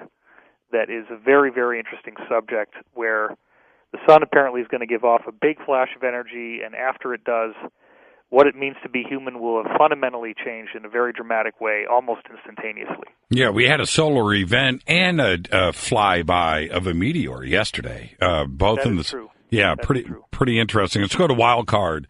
Joe, way out east in the Bronx, New York. Joe, you're up next. Hey, Jimmy, how's it going? It's going good, Joe. Say hi to David. Hey, David. How are you, David? I'm doing good, buddy. How are you? I'm doing okay, thank you. Yeah, I wanted to ask you now concerning the reptilians. Is it their quest or their mission to try to gain control of major powers like the U.S. and Russia? Yep. Do you want me to enunciate further on that, or do you have yes, more please. to the question? Okay. All right. So, what are the reptilians? There's been a lot of confusion around this. The reptilians are basically racists, and it's a group of beings that went around the galaxy seeing all these different human populations, and they found that there were certain... So basically, just as a starter point here, the biosphere that we see on Earth, the biome that we have, meaning plants, insects, marine life, animal life, birds, etc., mammals, this is very, very common on any inhabited Earth-like planet, and most of the Earth-like planets are inhabited. Life is very, very prolific. NASA has already publicly stated there's 40 billion with a B, 40 billion watery Earth-like planets just in our galaxy. That is official. It's in the Ascension Mysteries book. So, there are human populations on these planets, and this is because evolution ultimately is written into the laws of quantum physics. We're used to thinking of quantum physics as this very abstract stuff that only mathematicians can understand, when in fact it is actually a biological matrix that makes DNA and proteins and cells and life.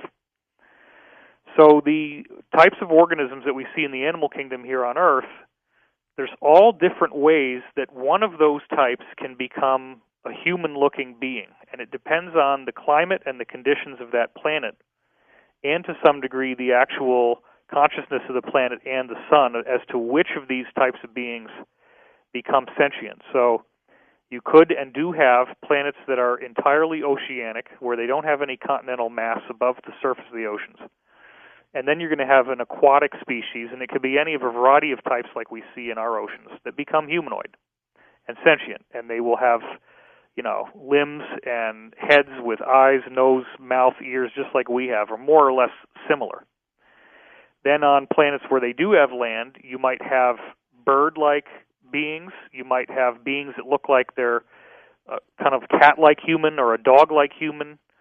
And in some cases, you do have reptilians. It's not very common. So the reptilians, for whatever reason, maybe because of the heritage of the reptilian brain, they have tended to be more aggressive species. And so a very dominant, very intelligent, very reptilian group has found other natural reptilian stocks in our galaxy. They invaded these planets. They blended their DNA with the native populations. So these populations now are hybrids. And they formed this confederation. They have been making war on non-reptilian species all over the galaxy, and they've been largely defeated and got beaten back into our little corner here. So they have an outpost in the constellation Orion, and they have an outpost here in our solar system, and those are their two main centers of operation.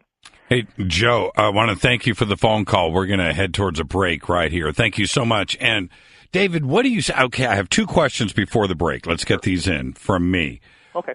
A, what do you say to the people that insist that you are a disinfo agent, number one? And number two, what about your DNA? Two simple answers. Have you had your DNA checked? So let's get those in. You've got 2 minutes. It's pretty odd. why did I get a 179 when I took the IQ test? Why did they tell me I scored too high that they couldn't actually even tell me what my IQ was because it was off the chart? Why do I see things that other people don't see? And for me, it's like obvious and easy. And if I talk too fast, then people don't have any idea what I'm talking about. Why did it take me many years to learn how to dumb myself down enough that people could understand me? I don't know. I do think there's probably some kind of extraterrestrial aspect to my personality or my soul or whatever that is different from most people. You look E.T.-ish. I do kind of have an elongated skull. Yeah, you got something going on. Okay. Yeah. And then as far as disinformation, when you're looking at the people who are doing this on behalf of the cabal, right, they're trying to promote a Luciferian belief system because that's the cabal's religion. I've been exposing it for many years. Interesting. And what that belief system entails is the exact opposite of what I keep telling people over and over again. Their belief is like Darwinian, the most effective killers are the most evolved. They're very hierarchical. They want to always put the power back in the hands of the cabal. They want to say might makes right. They want to encourage moral laxity. They want to encourage corrupt behavior, sexual looseness. And I have been just the opposite. I have been encouraging people to embrace the core of all the world's great spiritual teachings, which focuses on forgiveness, compassion, and helping other people. Well, let's take a break right here, David. I don't want to cut you off. This is Coast to Coast AM. Our guest is David Wilcock, and we're going to keep doing phone calls because it's Friday the 13th. We'll be right back. All right, welcome back. During the last break, I said, who is singing this song? And the winner was, I had to scroll back in Twitter, Aaron with Nico. These Days, written by Jackson Brown. I've got to share this with you. Check this out. The British government is moving ahead right now in a highly controversial plan to build a tunnel under Stonehenge. Some things you just can't make up. And they're trying to ease the traffic around the ancient monument. It's absolutely nuts. Now, this is where it gets crazy. It's costing $2.4 billion with a B. The project will see a major highway expansion that includes the construction of a nearly 2-mile-long stretch of road directly beneath those beautiful megalithic stones. Now, this is where I trip. What is underneath stone? What are we doing? Destroying what's underneath? We don't even know, right? Is somebody going to check this out, or are we just going to bore a tunnel underneath Stonehenge without checking it out? Read the full story right now in the news section over at coasttocoastam.com. I'm your host, Jimmy Church. I'm sitting in for George Norrie tonight. It's Friday the 13th, and I've got David Wilcock right here taking your calls. We'll be right back. Welcome back to Coast AM, and David, I want to thank you for hanging out with us tonight. You've done a full 3 hours with us and an hour full of phone calls. So before we end this segment, I just want to say thank you from the Coast audience and from all of us here. And with that, let's try to do the best we can heading out here to end the third quarter. Let's go to Heather, east of the Rockies in Katy, Texas. Heather, you're up next. Hi, David. This is Heather Sartain. Hey, yeah, we just had 2 episodes of you on Gaia. Oh, there you go. Hey, Heather, how you doing? Hi, I'm doing great. Thank you. This show is keeping me awake tonight. I love the topic. My question about Antarctica is, what do you think of Admiral Richard Byrd's flight logs and the stories surrounding that? Sure. You're talking about Operation High Jump, which is a historical case of immediate post-World War II era, 1947, where the Nazi scientists that had been brought over from Germany, probably under some pretty unpleasant interrogations, gave up information that the Nazis had this base in Antarctica. And the U.S. government sent a whole fleet of ships with full military armament. This is post-World War II, so they had all the buildup, and they didn't have any war to fight. So they sent a massive invasion force down there, and they were greeted by an incredible degree of resistance, including flying disc-shaped craft, which the term flying saucer wasn't even invented until that same year later on with the Kenneth Arnold sightings. But the term wasn't even known of yet, and they were very heavily attacked by these craft and actually limped home and were not able to gain any more information. So from that, there was disinformation that was planted out in the media, including the idea that they saw mastodons and primitive men and women, and that they were looking into the hollow earth. So that was a government-planted piece of disinformation to hide the truth, which was that they had, in fact, encountered these UFOs that greatly surprised them with attacks and caused a lot of damage. There you go, Heather. Thank you so much. Have you had a good New Year? Oh, yeah. It's been a really good year. I'm working a lot. I'm working on a book as well. It's like having 3 jobs. Well, it is having 3 jobs, Heather. Let's not. Oh, man. Well, listen, have a great, safe rest of your 2017, okay? I will. Thank you. Yeah, thank you so much. Wow, that was interesting. I didn't expect that. Neither did you, David. I'm sure we were both caught by surprise. Let's go to west of the Rockies, Colleen in Rockland, California. Colleen, you're up next. Hi, Jimmy, and hi, David. You too. I'm your biggest fan out here, both of you. David, I live up here in Northern California, up above Sacramento, on the way up to Lake Tahoe, and we've had flood up here, as if you've paid attention, and it sounds like you have, to the weather up here. We've had so much rain, and I thought to myself during this deluge of the time that this is like it. I'm 65 years old. This is how it used to be. Yep. In the Bay Area all the time. Every winter we had tons of rain. And the drought, I always suspected, as you have talked about, that it was the chemtrails. Somebody was trying to control the agriculture here in California, the breadbasket of the world. Yep. And my question for you is this. Are we going to stop seeing chemtrails? Well, you also spoke about the drought, so let's start with that first. Okay. I did get very high-level intel, again, authorized, and these are sources that are as high on Earth as it gets. The people that Peter speaking to are at the very top of the command structure of the Alliance. Uh-huh. And we have heard that all of the rain that is coming into California is the result of 3 months of work now since the Alliance has gained control of these weather control technologies. And even though there is damage being done by the flooding, their determination is that they need to replenish our water table right now during the season that it's going to rain. And in fact, the latest statistics are, and this is even fake stream media saying this, 40% of California is now completely drought-free. And that's before any other storms hit us, and we still have a few months to go. So the drought's over, and that's amazing.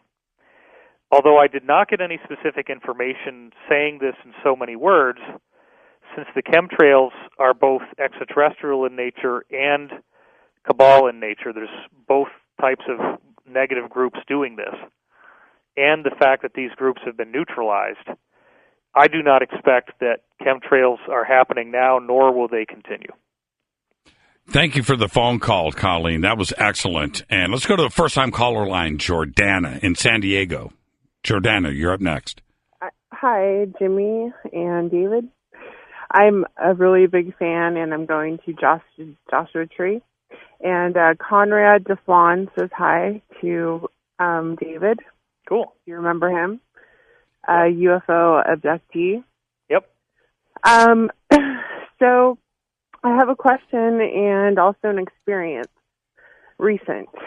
And the question is, I don't hear anything in the news necessarily about the Obama administration handing over the United States internet to Russia, China, and Iran October 1st, 2016, a month before the election.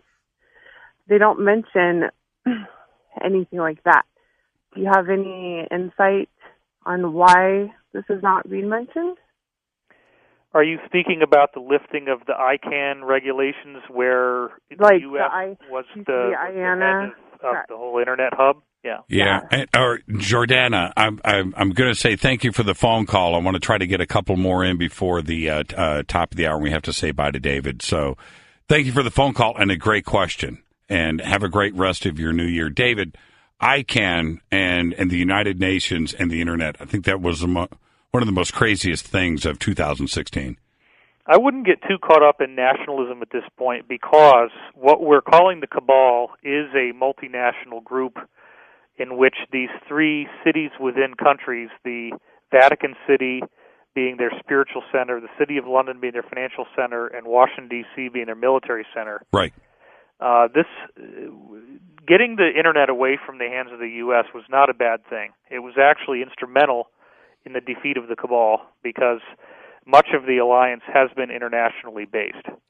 And we are hearing that almost immediately after Trump's inauguration, we're going to start to get war crimes tribunals. And that gives me something to feel positively about with him winning. And I really look forward to that and hope that it will happen soon. And if it does, the cabal's final move is going to be to disclose Atlantis and Antarctica to try to distract everybody and hopefully get better treatment. But they're already in a triage situation. They're already on the run. A lot of them have already been defeated or surrendered. And there's also a great number of people who have already disclosed and have already had their testimonies filmed. And all those films will be played once this all comes out.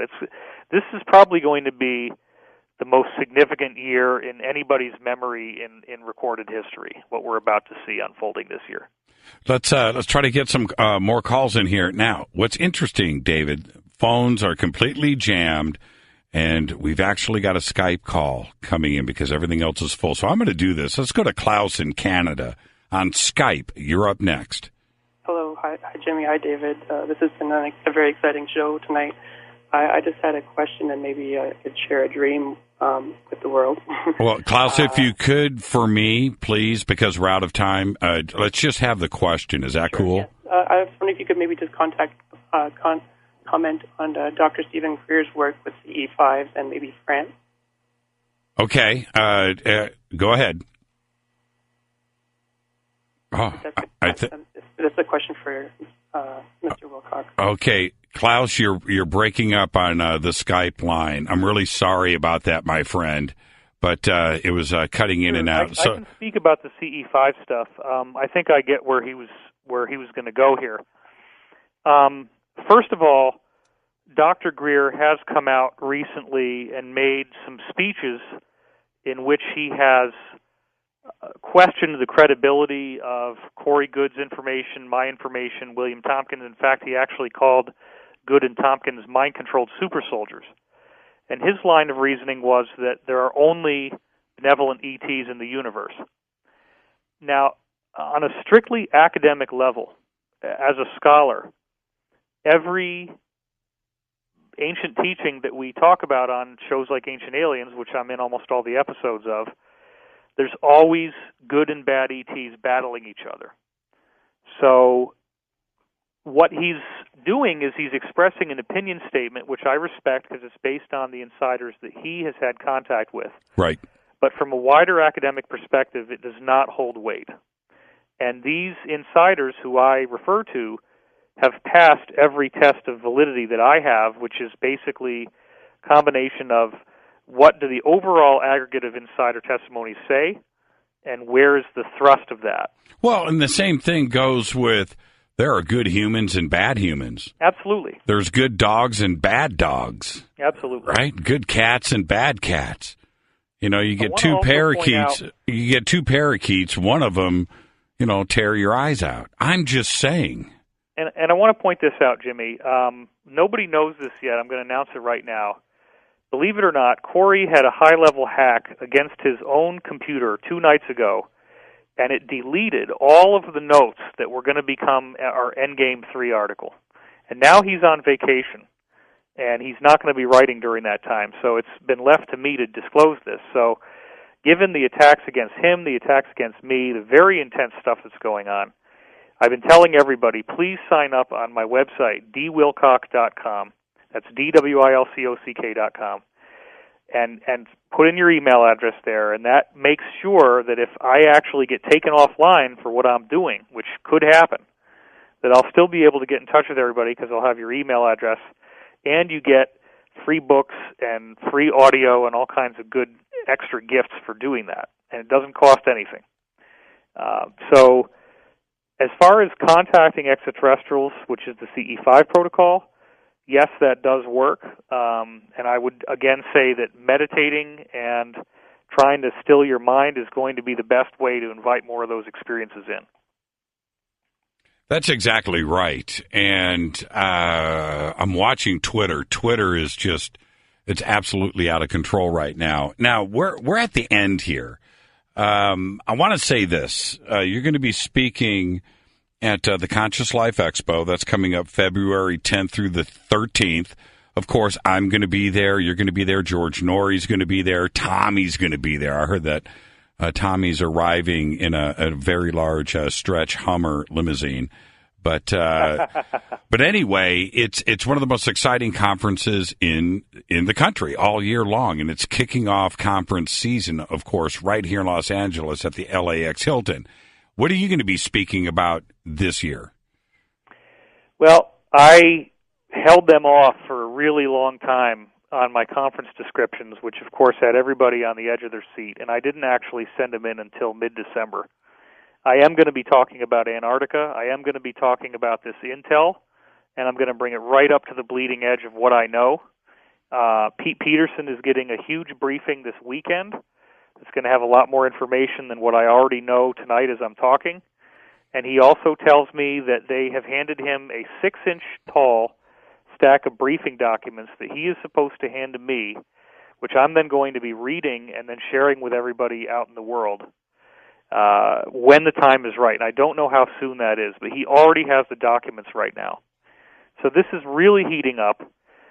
What we're hearing about the timeline of when this is going to happen is that it's very imminent. And again, I've been burned many times in the past, but all the signs more than ever are saying this time it's real. We're already seeing a very dramatic end to the drought here in California. In fact, the reservoirs are overflowing and they're having to open the floodgates on them. The ground is completely saturated. That's a huge change for people here in California. Because we're watching everything just drying out and dying. And there are a lot of very tangible signs, like if we publish an article saying that they're going to announce Antarctica is Atlantis, and then all of these articles start coming out immediately afterwards saying just that, I don't think that's because they're copying us. I think that's because our intel was accurate. And so I'm very, very excited about where this is all going.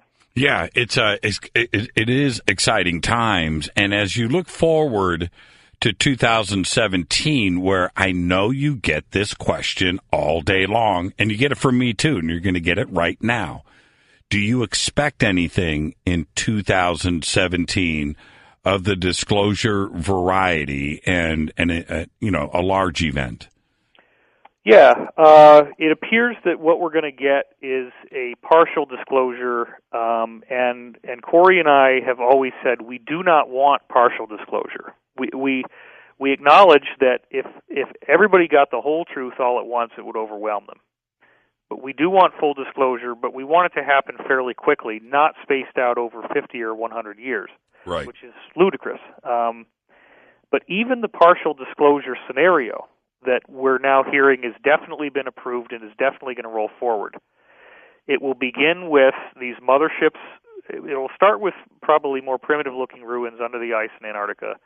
Then we get the motherships. Then we find out that they have craft that can fly around our solar system. Then we find out that ships like the ones in Antarctica have also been found on Mars and other places in our solar system. and they just keep widening it and widening it like that. But David, we're right at the top of the hour, man. You made it through 3 straight hours on Coast to Coast. Thank you so much, my friend, and we'll see you. We'll see you at Conscious Life Expo, February 10th at the LAX Hilton. You're the absolute very best. Thank you, David Wilcock. This is Coast to Coast. I'll be right back. David Bowie. Can you believe it? It's been a year since he passed away. Had to play that tonight. Had to. But does it seem like that? Does it seem that long to you, Dan? Tom, does it seem that long to you? It's crazy, isn't it? Anyway, I love David Bowie. All right. A normally routine flight. I'm going to use some bad language here, so if you have kids in the room. A normally routine flight by a Finnish airline raised eyebrows today due to an eerie combination of numbers and a final destination that would make even the most seasoned traveler nervous, including myself, which is this. It was Finnair Flight 666 on Friday the 13th that was headed for Helsinki, which boasts the baggage code HELL. That's right. Me, I'm catching the next flight out of town. Check out the full story right now over in the news at coasttocoastam.com for the full story. All right, I'm your host, Jimmy Church, sitting in on a Friday night for George Norrie. That means open lines, you and I in a doc studio next. All right, welcome back. I love Friday nights, open lines on Coast. And then you make it Friday the 13th, and it's extra special. So with that, let's go straight to wild card. Rick, out east in Florida. You're up next on Coast. Good evening, Rick. Good morning. Howdy. Howdy. Now I believe in aliens. So do I. But there seems to be a disconnect. How so, Rick? To me, about the aliens that your previous guest was talking about to that one guy who was asking about reptilians.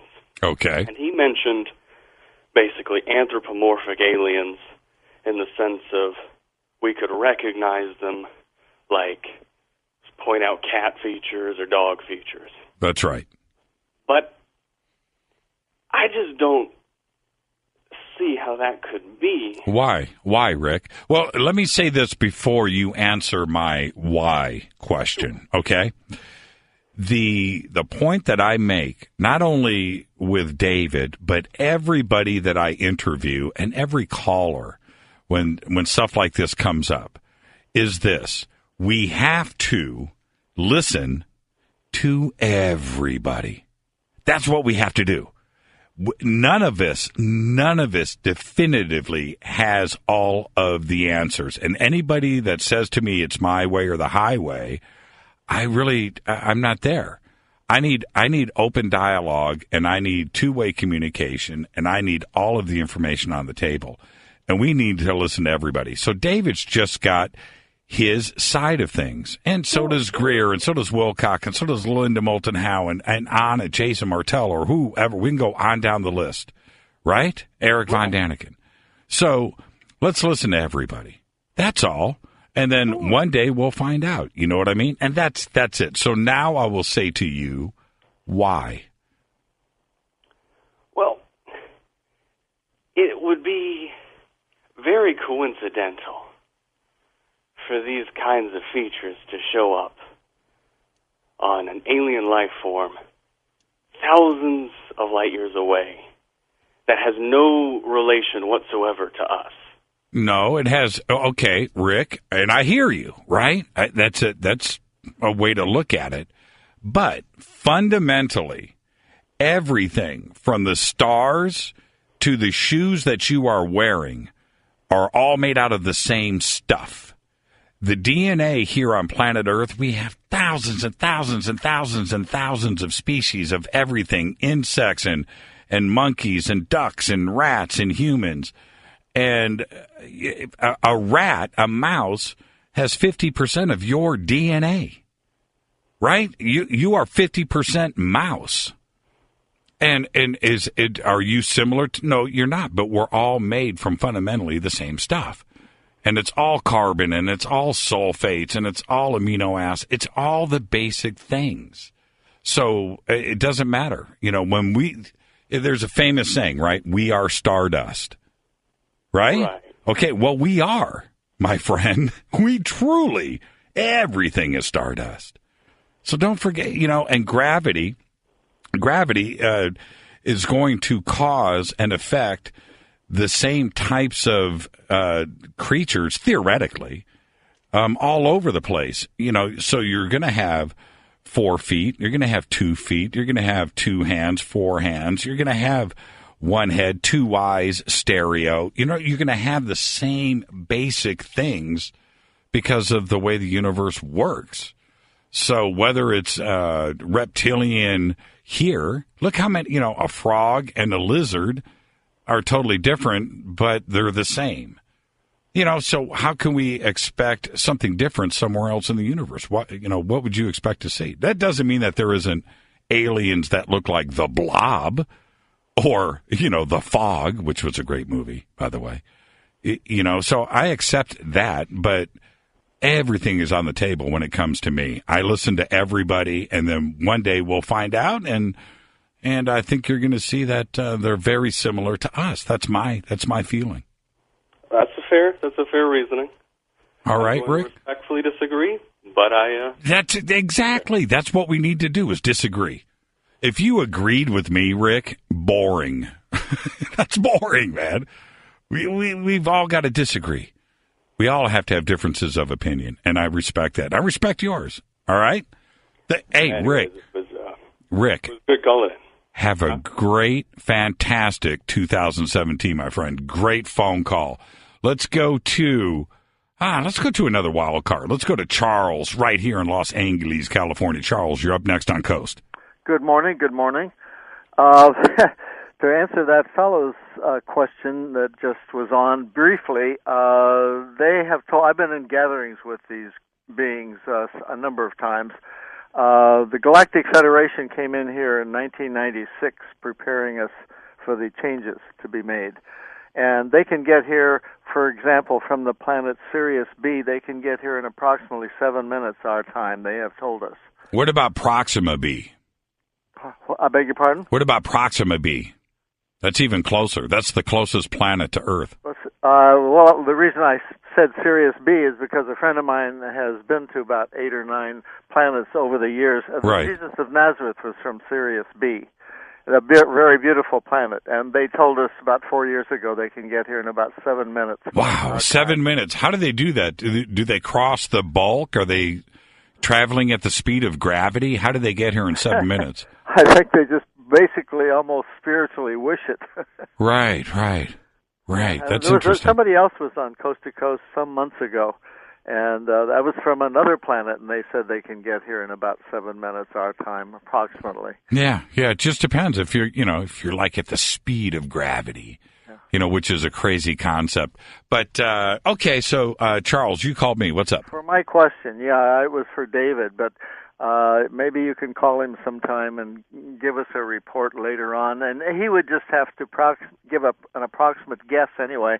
So if you want to look into your crystal ball, my question was with him, with the changes that are coming, approximately when would he even guess that we would be rid of the Federal Reserve and the IRS? That was my question. Oh, interesting. Okay. You know what? I'll ask him that personally, and I'll see what I can do by tomorrow night on the show. Okay, fair enough? That'd be great. Yeah, I'll be listening. You got it, Charles, and have a great, safe 2017. All right, let's go to, he's been on hold for a long time. Let's go to Cornelius out east in Louisiana. Cornelius, welcome to Coast. It's Mr. Jimmy Church. This is the first time I've talked to you. I'm the God, Guns, and Gold man, the Bible, Bullets, and Beans man. I'm telling everybody to get ready. George knows me, and Tommy, the great producer, Dan Heiser, knows me. So I've been a frequent caller. I've been with Art Bell. I had a question for Mr. Wilcox, too, but I believe in reading the Bible, and these aliens, you call them their fallen angels, and of course God has his angels. And what it is, and I believe that Mr. Wilcox has some things right and he has some things wrong. But the cabal and stuff, we've defeated them partly. But in the end, the test is going to be, don't take the mark of the beast. And that's going to be that implant, that chip. And I'm glad you got people on Coast to Coast that say don't take the chip. Because that's how they're going to trick us. They're going to say, well, with the chip, you can get your food and get all this stuff. And that, you know, once you take the chip, you're lost. You won't be able to go to heaven. And that's my main thing. And I just wish we could have talked to him. But I'm glad to talk to you, Jimmy. Like I said, this is the first time I've ever talked to you. Well, Cornelius, you've gone down the chain, right? You've hit every host. Now you're at the bottom. You're with me. No. But you've done it. I've listened to you many times over the years, my friend, and thank you for calling in. And there you go. And let's not make it the last time. Oh, yeah, Jimmy. God bless you. And remember, get the God, guns, and gold, and Bible bullets and beads, and get ready. That's what I'm talking about, Cornelius. Now, you be safe out there in 2017. Thank you so much. All right. Let's go to, let's see. You know what? On hold for way, way, way too long. Lynn in Kansas City, you're up next. Hi, Jeremy. Hi, Lynn. How are you? I am great, Lynn. How are you? That's the question. Freezing. We have really slick streets here. You know, we're freezing here, too, as well. The forecast, don't laugh. It's getting down to 30 degrees tonight here in Los Angeles. And let me tell you something. For us, that's cold, and we're freaking out. Well, that's true. I'm sure you are. I'd love for it to be 30 here, but it's about 7. Well, you know, it's all relative, right? So, you know, right. So you're used to it. We're used to something else. So it might as well be 7 here, or at least we're acting like it. I'm sure. I had called and talked to George probably about a month ago, and I don't remember the guest he had, but I'm Rh negative. And I was just curious. I looked it up, and lo and behold, all of this stuff started coming up about the reptilians, Atlantis, and all of this. And only 15% of the world's population is Rh negative. I think that's right, yes. It really is interesting. It said in this, I guess people that are Rh negative, they don't even realize that when a baby is born with it, they go onto this government list. Now, I don't know if it's for donations, if they need it for emergency, or what the deal is. But there's a tie-in. There's really a long list of about 10 different things that people with Rh negative have in common. And you were talking about Germany a while ago, David. Right. The majority of people with Rh negative are in Europe, in the northern part of Africa. Well, I've heard the same thing. Really quick, Lynn. Before we're going to hit a break here, and I want to comment. Okay, so did you have a question to go along with that? Well, I just wondered if you all thought that there was any connection, because George and the man that he had on with him, right? They both found it very interesting. The IQ is higher. In fact, I had mine tested since then, and it was 115, which is not a genius, but it's not stupid either. Right. I'm about 101, so you got a few on me. But are you Rh negative by any me? No, I'm average Joe, no matter what. But let me say this, Lynn, and I'm not trying to be cavalier here, but what I have found, I have done over 1,000 interviews, right? 1,000. Think about that for a second. And out of all of those interviews, anytime our blood types have come up with some very special people or gifted people or people that are out of the ordinary. That's why they're on the show, because they're talking about extraordinary circumstances, right? I would say, without saying 100%, but I would say in the very high 90s, RH negative. And it's extraordinary to me. And I watch my listeners and email and Twitter and text and chat rooms, when these questions come up about blood type, RH negative will start popping up, and then I'll hear the guest say, well, I'm RH.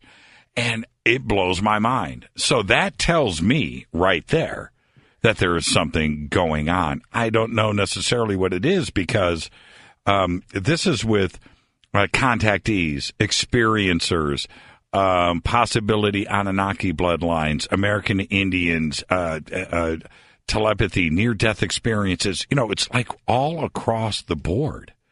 And I find that just amazing. And it's way beyond a numbers game here. There's something special about it. I can tell you, I'm not RH. I'm not RH, but I think my mom was, because she was out of her mind. I've had a couple of dreams that have come true, really strange experiences. Right. And they said that is one of the things also that can happen. Right. It's really interesting. There's a lot of presidents that are RH negative. George Bush was. I've heard, yes. Let me ask you, Lynn, what do you think is going on? That's what's important here. Don't worry about me. What do you think is going on? Oh, I definitely believe in UFOs, and for people here on Earth that don't believe it, that's just arrogance. Because the Bible, I'm a Christian, and the Bible said that God created heavens and the earth. When he said heavens, that could be other planets, other galaxies. I mean, why couldn't it be? Yeah, there's no question about that. Yeah, I absolutely agree with you, Lynn. And I'll tell you something else. We're going to head towards a break here, and we're right there. So let me just say, before I let you go, Happy New Year, and have a great 2017. Will you do that for me? Well, you too, and I really enjoyed talking with you. Yeah, thank you too, Lynn. Thank you so much. Is this, the point that I want to make here is, the whole God invented, created heaven and earth.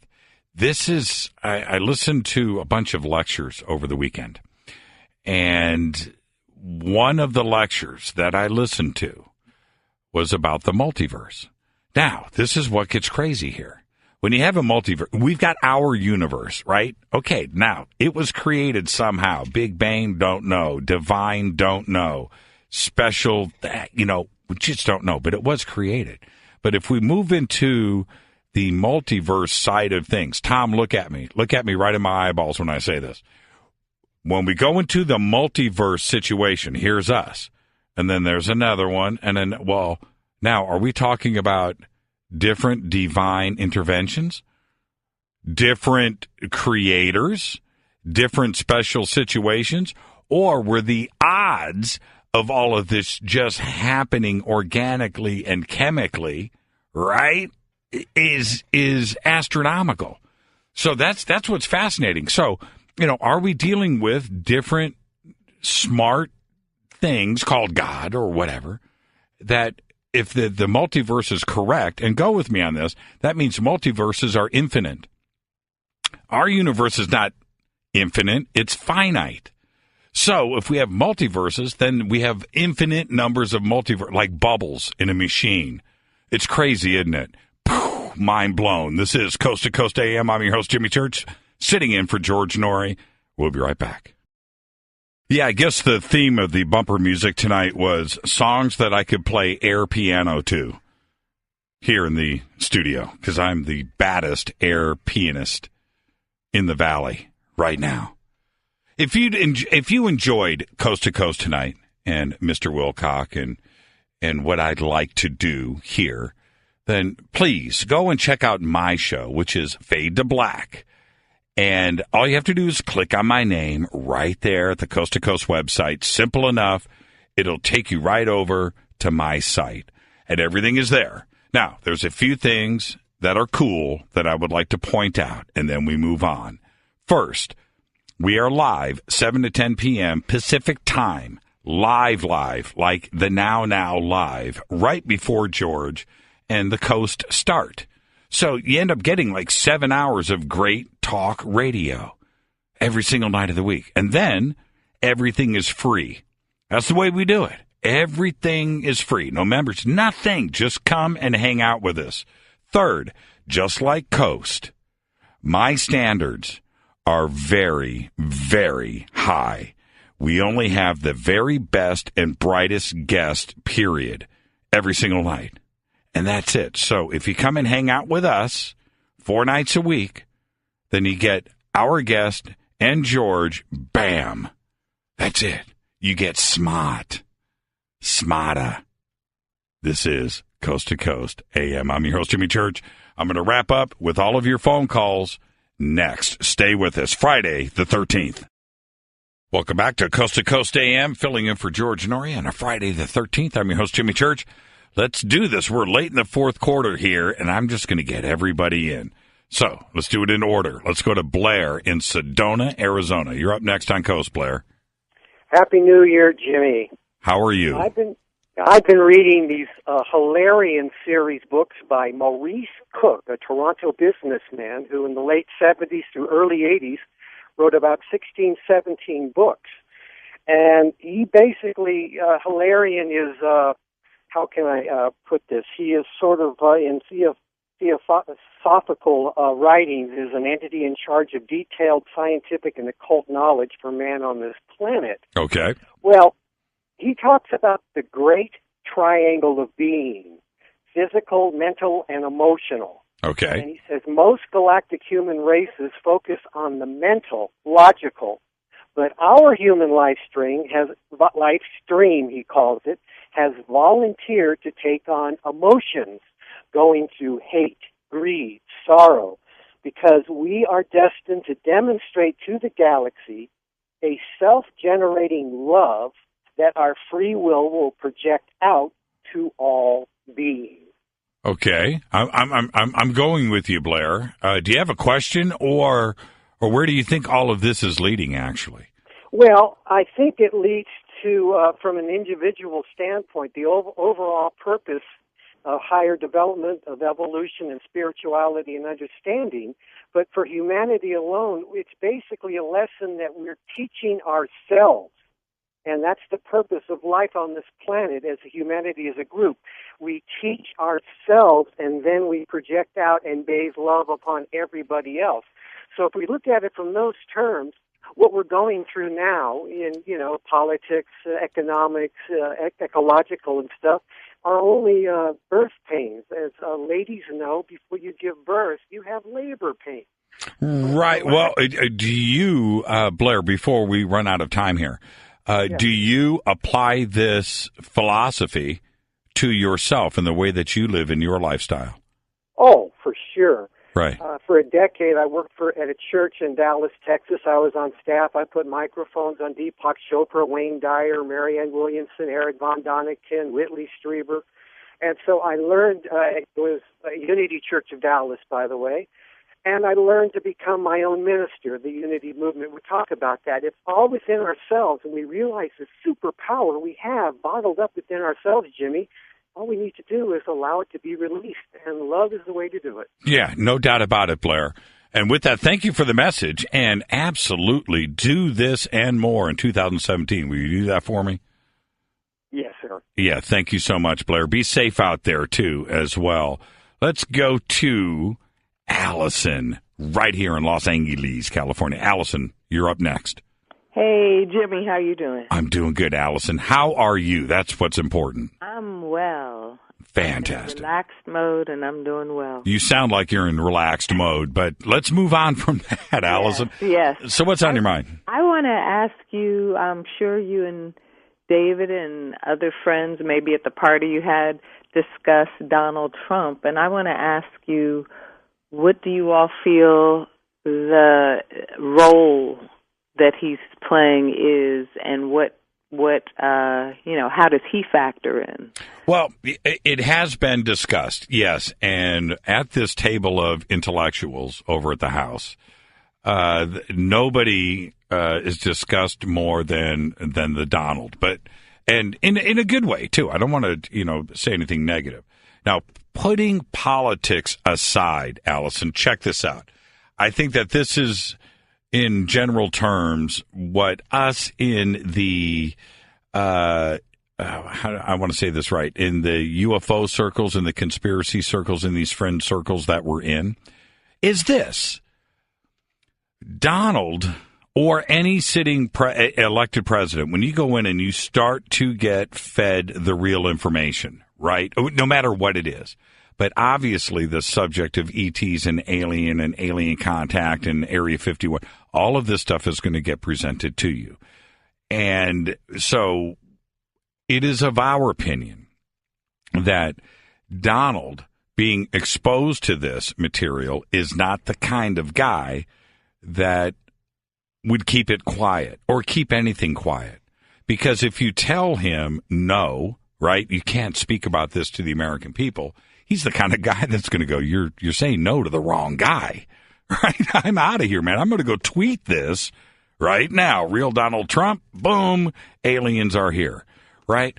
And so I think he's too much of a rebel to keep certain things inside. So if somebody's going to speak about it, I think we may have an ally here. So that's I know it's a kind of the opposite way to look at things, but it kind of makes sense, doesn't it? Mhm. Yeah. I'm kind of with you. I think he's a very interesting joker, kind of wild card kind of guy. So do you feel that he's in that actually another faction has taken over, like David is saying? Do you feel Trump represents yet another faction than, let's say, the Bush, Clinton? Right. Again, in general terms, yes. Right? In general terms, not speaking about Trump directly, okay, just anybody, you are going to find out who is really the boss. That you're going to go into the Oval Office, you're going to sit down and that phone's going to ring, you're going to pick it up, and you're going to find out, you thought you were the leader of the free world, but you're going to find out very quickly that you are not. Now, the question is, has somebody like Donald been exposed to this? Does he know about it? Does he know that it's coming? I don't know. One thing that I find very interesting, and I don't go into politics, I'm more into the conspiracy of politics. That's what intrigues me, and that's what I speak about. And so Donald was so anti-Russian hacking, for no, Russia didn't do it. And then at his press conference the other day, he said Russia did it. Now, where does that influence come from? Mm-hmm. Has the shadow government in the background, the ones that do the influence, spoken to him? What caused him to change his mind so quickly? I'm just saying that influence is there, and it doesn't matter who. Insert another name. It doesn't have to be Trump. The same things happen. It's amazing to see how the presidents change the day that they take office. Yep. So and we're about to see this here. Now, I could be wrong, but I don't think so. Yeah, I'm with you on that. I'm very curious. I got my popcorn. Right. Yeah, we all do. Yeah, no doubt. It is going to be a great show. Yeah. It's going to be a great show. And I hope that, and this is the thing, and I really, really, really mean this. I want the best for this country, and I want to support whoever is in office, whether I voted for them or not. That part, I've grown up and gone way past that part, right? Yeah. We need to all be Americans, and we need whoever the president is, white, black, green, red, yellow, fat, short, doesn't matter, red, blue, left, right, it doesn't matter. Mm-hmm. We need to support whoever it is, and we need to be led, and we need to be proud, and they need to represent us as Americans. That's all that I want. That's it. I'm not against anybody. I'm against or for during the election cycle, but once that is over, we need to be Americans. And that's I know I'm red, white, and blue, but that's just the way that I look at it. So, Allison, with that, yes, great phone call. Thank you. Are you relaxed? Do you feel better? Great. Great answer. Okay, you have a great, fun, awesome, and safe 2017. Don't be a stranger. Thank you, and you as well. Thank you, Allison. That was a great phone call. That's what I'm talking about. That's why I love Fridays. Must be Friday the 13th. With that, let's see. Who's up next? Let's go to Frank in Alabama. Frank, you're up next on Coast. I just downloaded your app. Very beautiful, beautiful. I mean, you know, they say people that don't remember how much money you left them. They don't remember what you did. They remember how you make them feel. And let me tell you something. Between you, Tom, George Norrie, it's amazing. You make everybody feel like you're their best friend. And that's a wonderful, wonderful thing. And you're doing what you're preaching. And I can't tell you.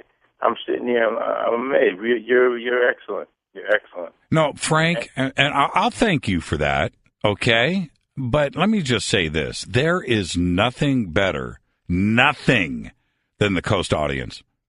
It's the best, and it's a family.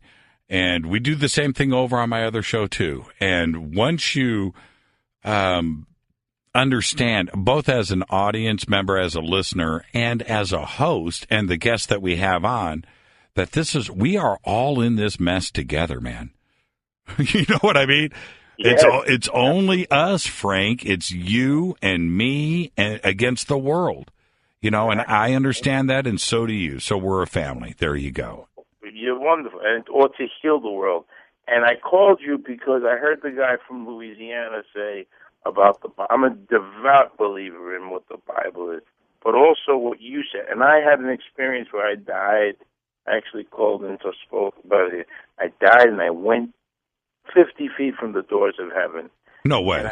And yeah, man, and I saw the majesty of God. I saw it, and it's a thing that there was a guest George had on. I forgot. I bought the book. I actually spoke to him. He works out there in L.A., and actually I work out there quite a bit. And I was, he saw what I saw, and we might be from the same kind of world, but in terms of work and all that. Well, Frank, we're at the end of the show, but I have to ask you, man. I have to know. Yeah, what did you see? It's not gates of heaven, it's doors of heaven. Really? And I always say there were mahogany doors. I figured the Italians, we got there and we did a renovation on it. But well played. It was all love, bro. It was all love, what you speak of. Right. And it's wonderful, and I mean it from my heart, the way you make people feel. And it's like George does the same thing. And what kind of test? Listen, I'm in this business 50, probably as long, if not longer than you. I always say my first audition was on Broadway when I was 3, and that was 55 years ago. Wow. But I want to say this, Frank. I'm going to say this for George. And Tommy, who's sitting in front of me, well, he's not. He's in another room behind the glass, glaring at me. But Tommy and Dan, as witnesses, George stood where I'm standing right now and said to me, I was standing next to him, and Tommy was here and Dan was here. And this is what George said to me. He looked at me in my eyeballs and said these words, Jimmy, I am a bright ray of sunshine. That's who I am, and that's how I live my life. And I said, that's it. That's what I accept. So what you are talking about here, Frank, that's exactly what goes on here. That is the philosophy, and there is no hidden agenda with Coast. And I'll say this also very publicly, that I book the guests that I want to book. Nobody tells me what to do. Everybody here is a team player, man. And George fully supports all of the fill-in and guest hosts that are here, and all of the producers and everything. It is just a family. So that vibe that you get is real. It's not fake. I'm not making it up. Tommy brought me 2 $1 tacos today. How cool of a guy is Tommy? That's because it's a family. Hey, Frank, I want you to have a great, safe rest of your 2017, my friend. Thank you so much. Good job. You got it. All right. How much time do I have, Dan? Can I yank in one more? All right. Let's go to Barry in Rock Hills, South Carolina, because I've never spoken to somebody from Rock Hills, South Carolina. Barry, welcome to Coast. Jimmy, you're just like Tommy Danheiser. He said, "Where in the world is Rock Hill, South Carolina?" Well, okay. You've got about a minute, Barry. Where is Rock Hills, South Carolina? It's 30 minutes from Charlotte, North Carolina, and I know you've heard of Charlotte. Of course. So not that far from Greenville. That's exactly right. And, oh, yeah, I'm only an hour from Greenville, South Carolina. Anyway, let me tell you real quick. I know we got in a hurry. This is going to go down, and I just told Tommy a while ago, it's one of the greatest coast-to-coast shows ever, Jimmy. And that David Wilcock, I'm not surprised his IQ is off the charts. That guy is so smart, and I can't wait. I want to live just a few more years to see what happens with this Australia thing. I mean, the South, Antarctica. Yeah, let me tell you something. You should see the size of the pillow that David Wilcock has to sleep on because he's got a big old brain. He's got a head full of brains. He does, man. I'm telling you. I know him really well. You know what I forgot to do tonight? You know what? I'm going to do this tomorrow night. I've got some crazy pictures of David and I from New Year's Eve. And I told David I was going to post them on Twitter during the show tonight. I just spaced it. So you know what? Tomorrow night, Barry, don't miss the show. And I promise I'll post some pictures. And you'll see that my head is small. David it's full of brain. He's a smart guy. Wait to see it. No kidding. But listen right quick. Don't you use the sign off your shows with Gobekli Tepe? I sure do. I do it after Coast, too. No, I tell you what, I know what you're talking about. Isn't it an island with 12,000-year-old civilization? That's right. To Turkey in the Mediterranean. Yep. It's no joke, man. Gobekli Tepe's a game changer. And with that, hey, Barry, I'll see you tomorrow night on the show, my friend. Okay, buddy, and you go tomorrow night. Mention Gobekli Tepe if I don't get through, and tell me what you know about it. Well, if you listen over the next 30 seconds, you're going to hear me say Gobekli Tepe for the fourth time in 60 seconds. So stay with us, Barry, and have a great, safe 2017. All right, do that for me. You got it, Jimmy. Thanks a lot, buddy. Thanks. Yeah, thank you, Barry. What a great show tonight. Man, I just got to thank everybody. I've got to thank David Wilcock, all of the callers, Friday the 13th, Friday open lines. It doesn't get better than that. Thank you to Dan. Thank you to Tommy, Lisa, Stephanie, Lex, George, everybody here at Coast to Coast, the entire team. Tomorrow night, my guest, Damon T. Barry, right here on Coast to Coast. Sitting in for George Norrie, this is Jimmy Church, Coast to Coast AM. Gobekli Tepe.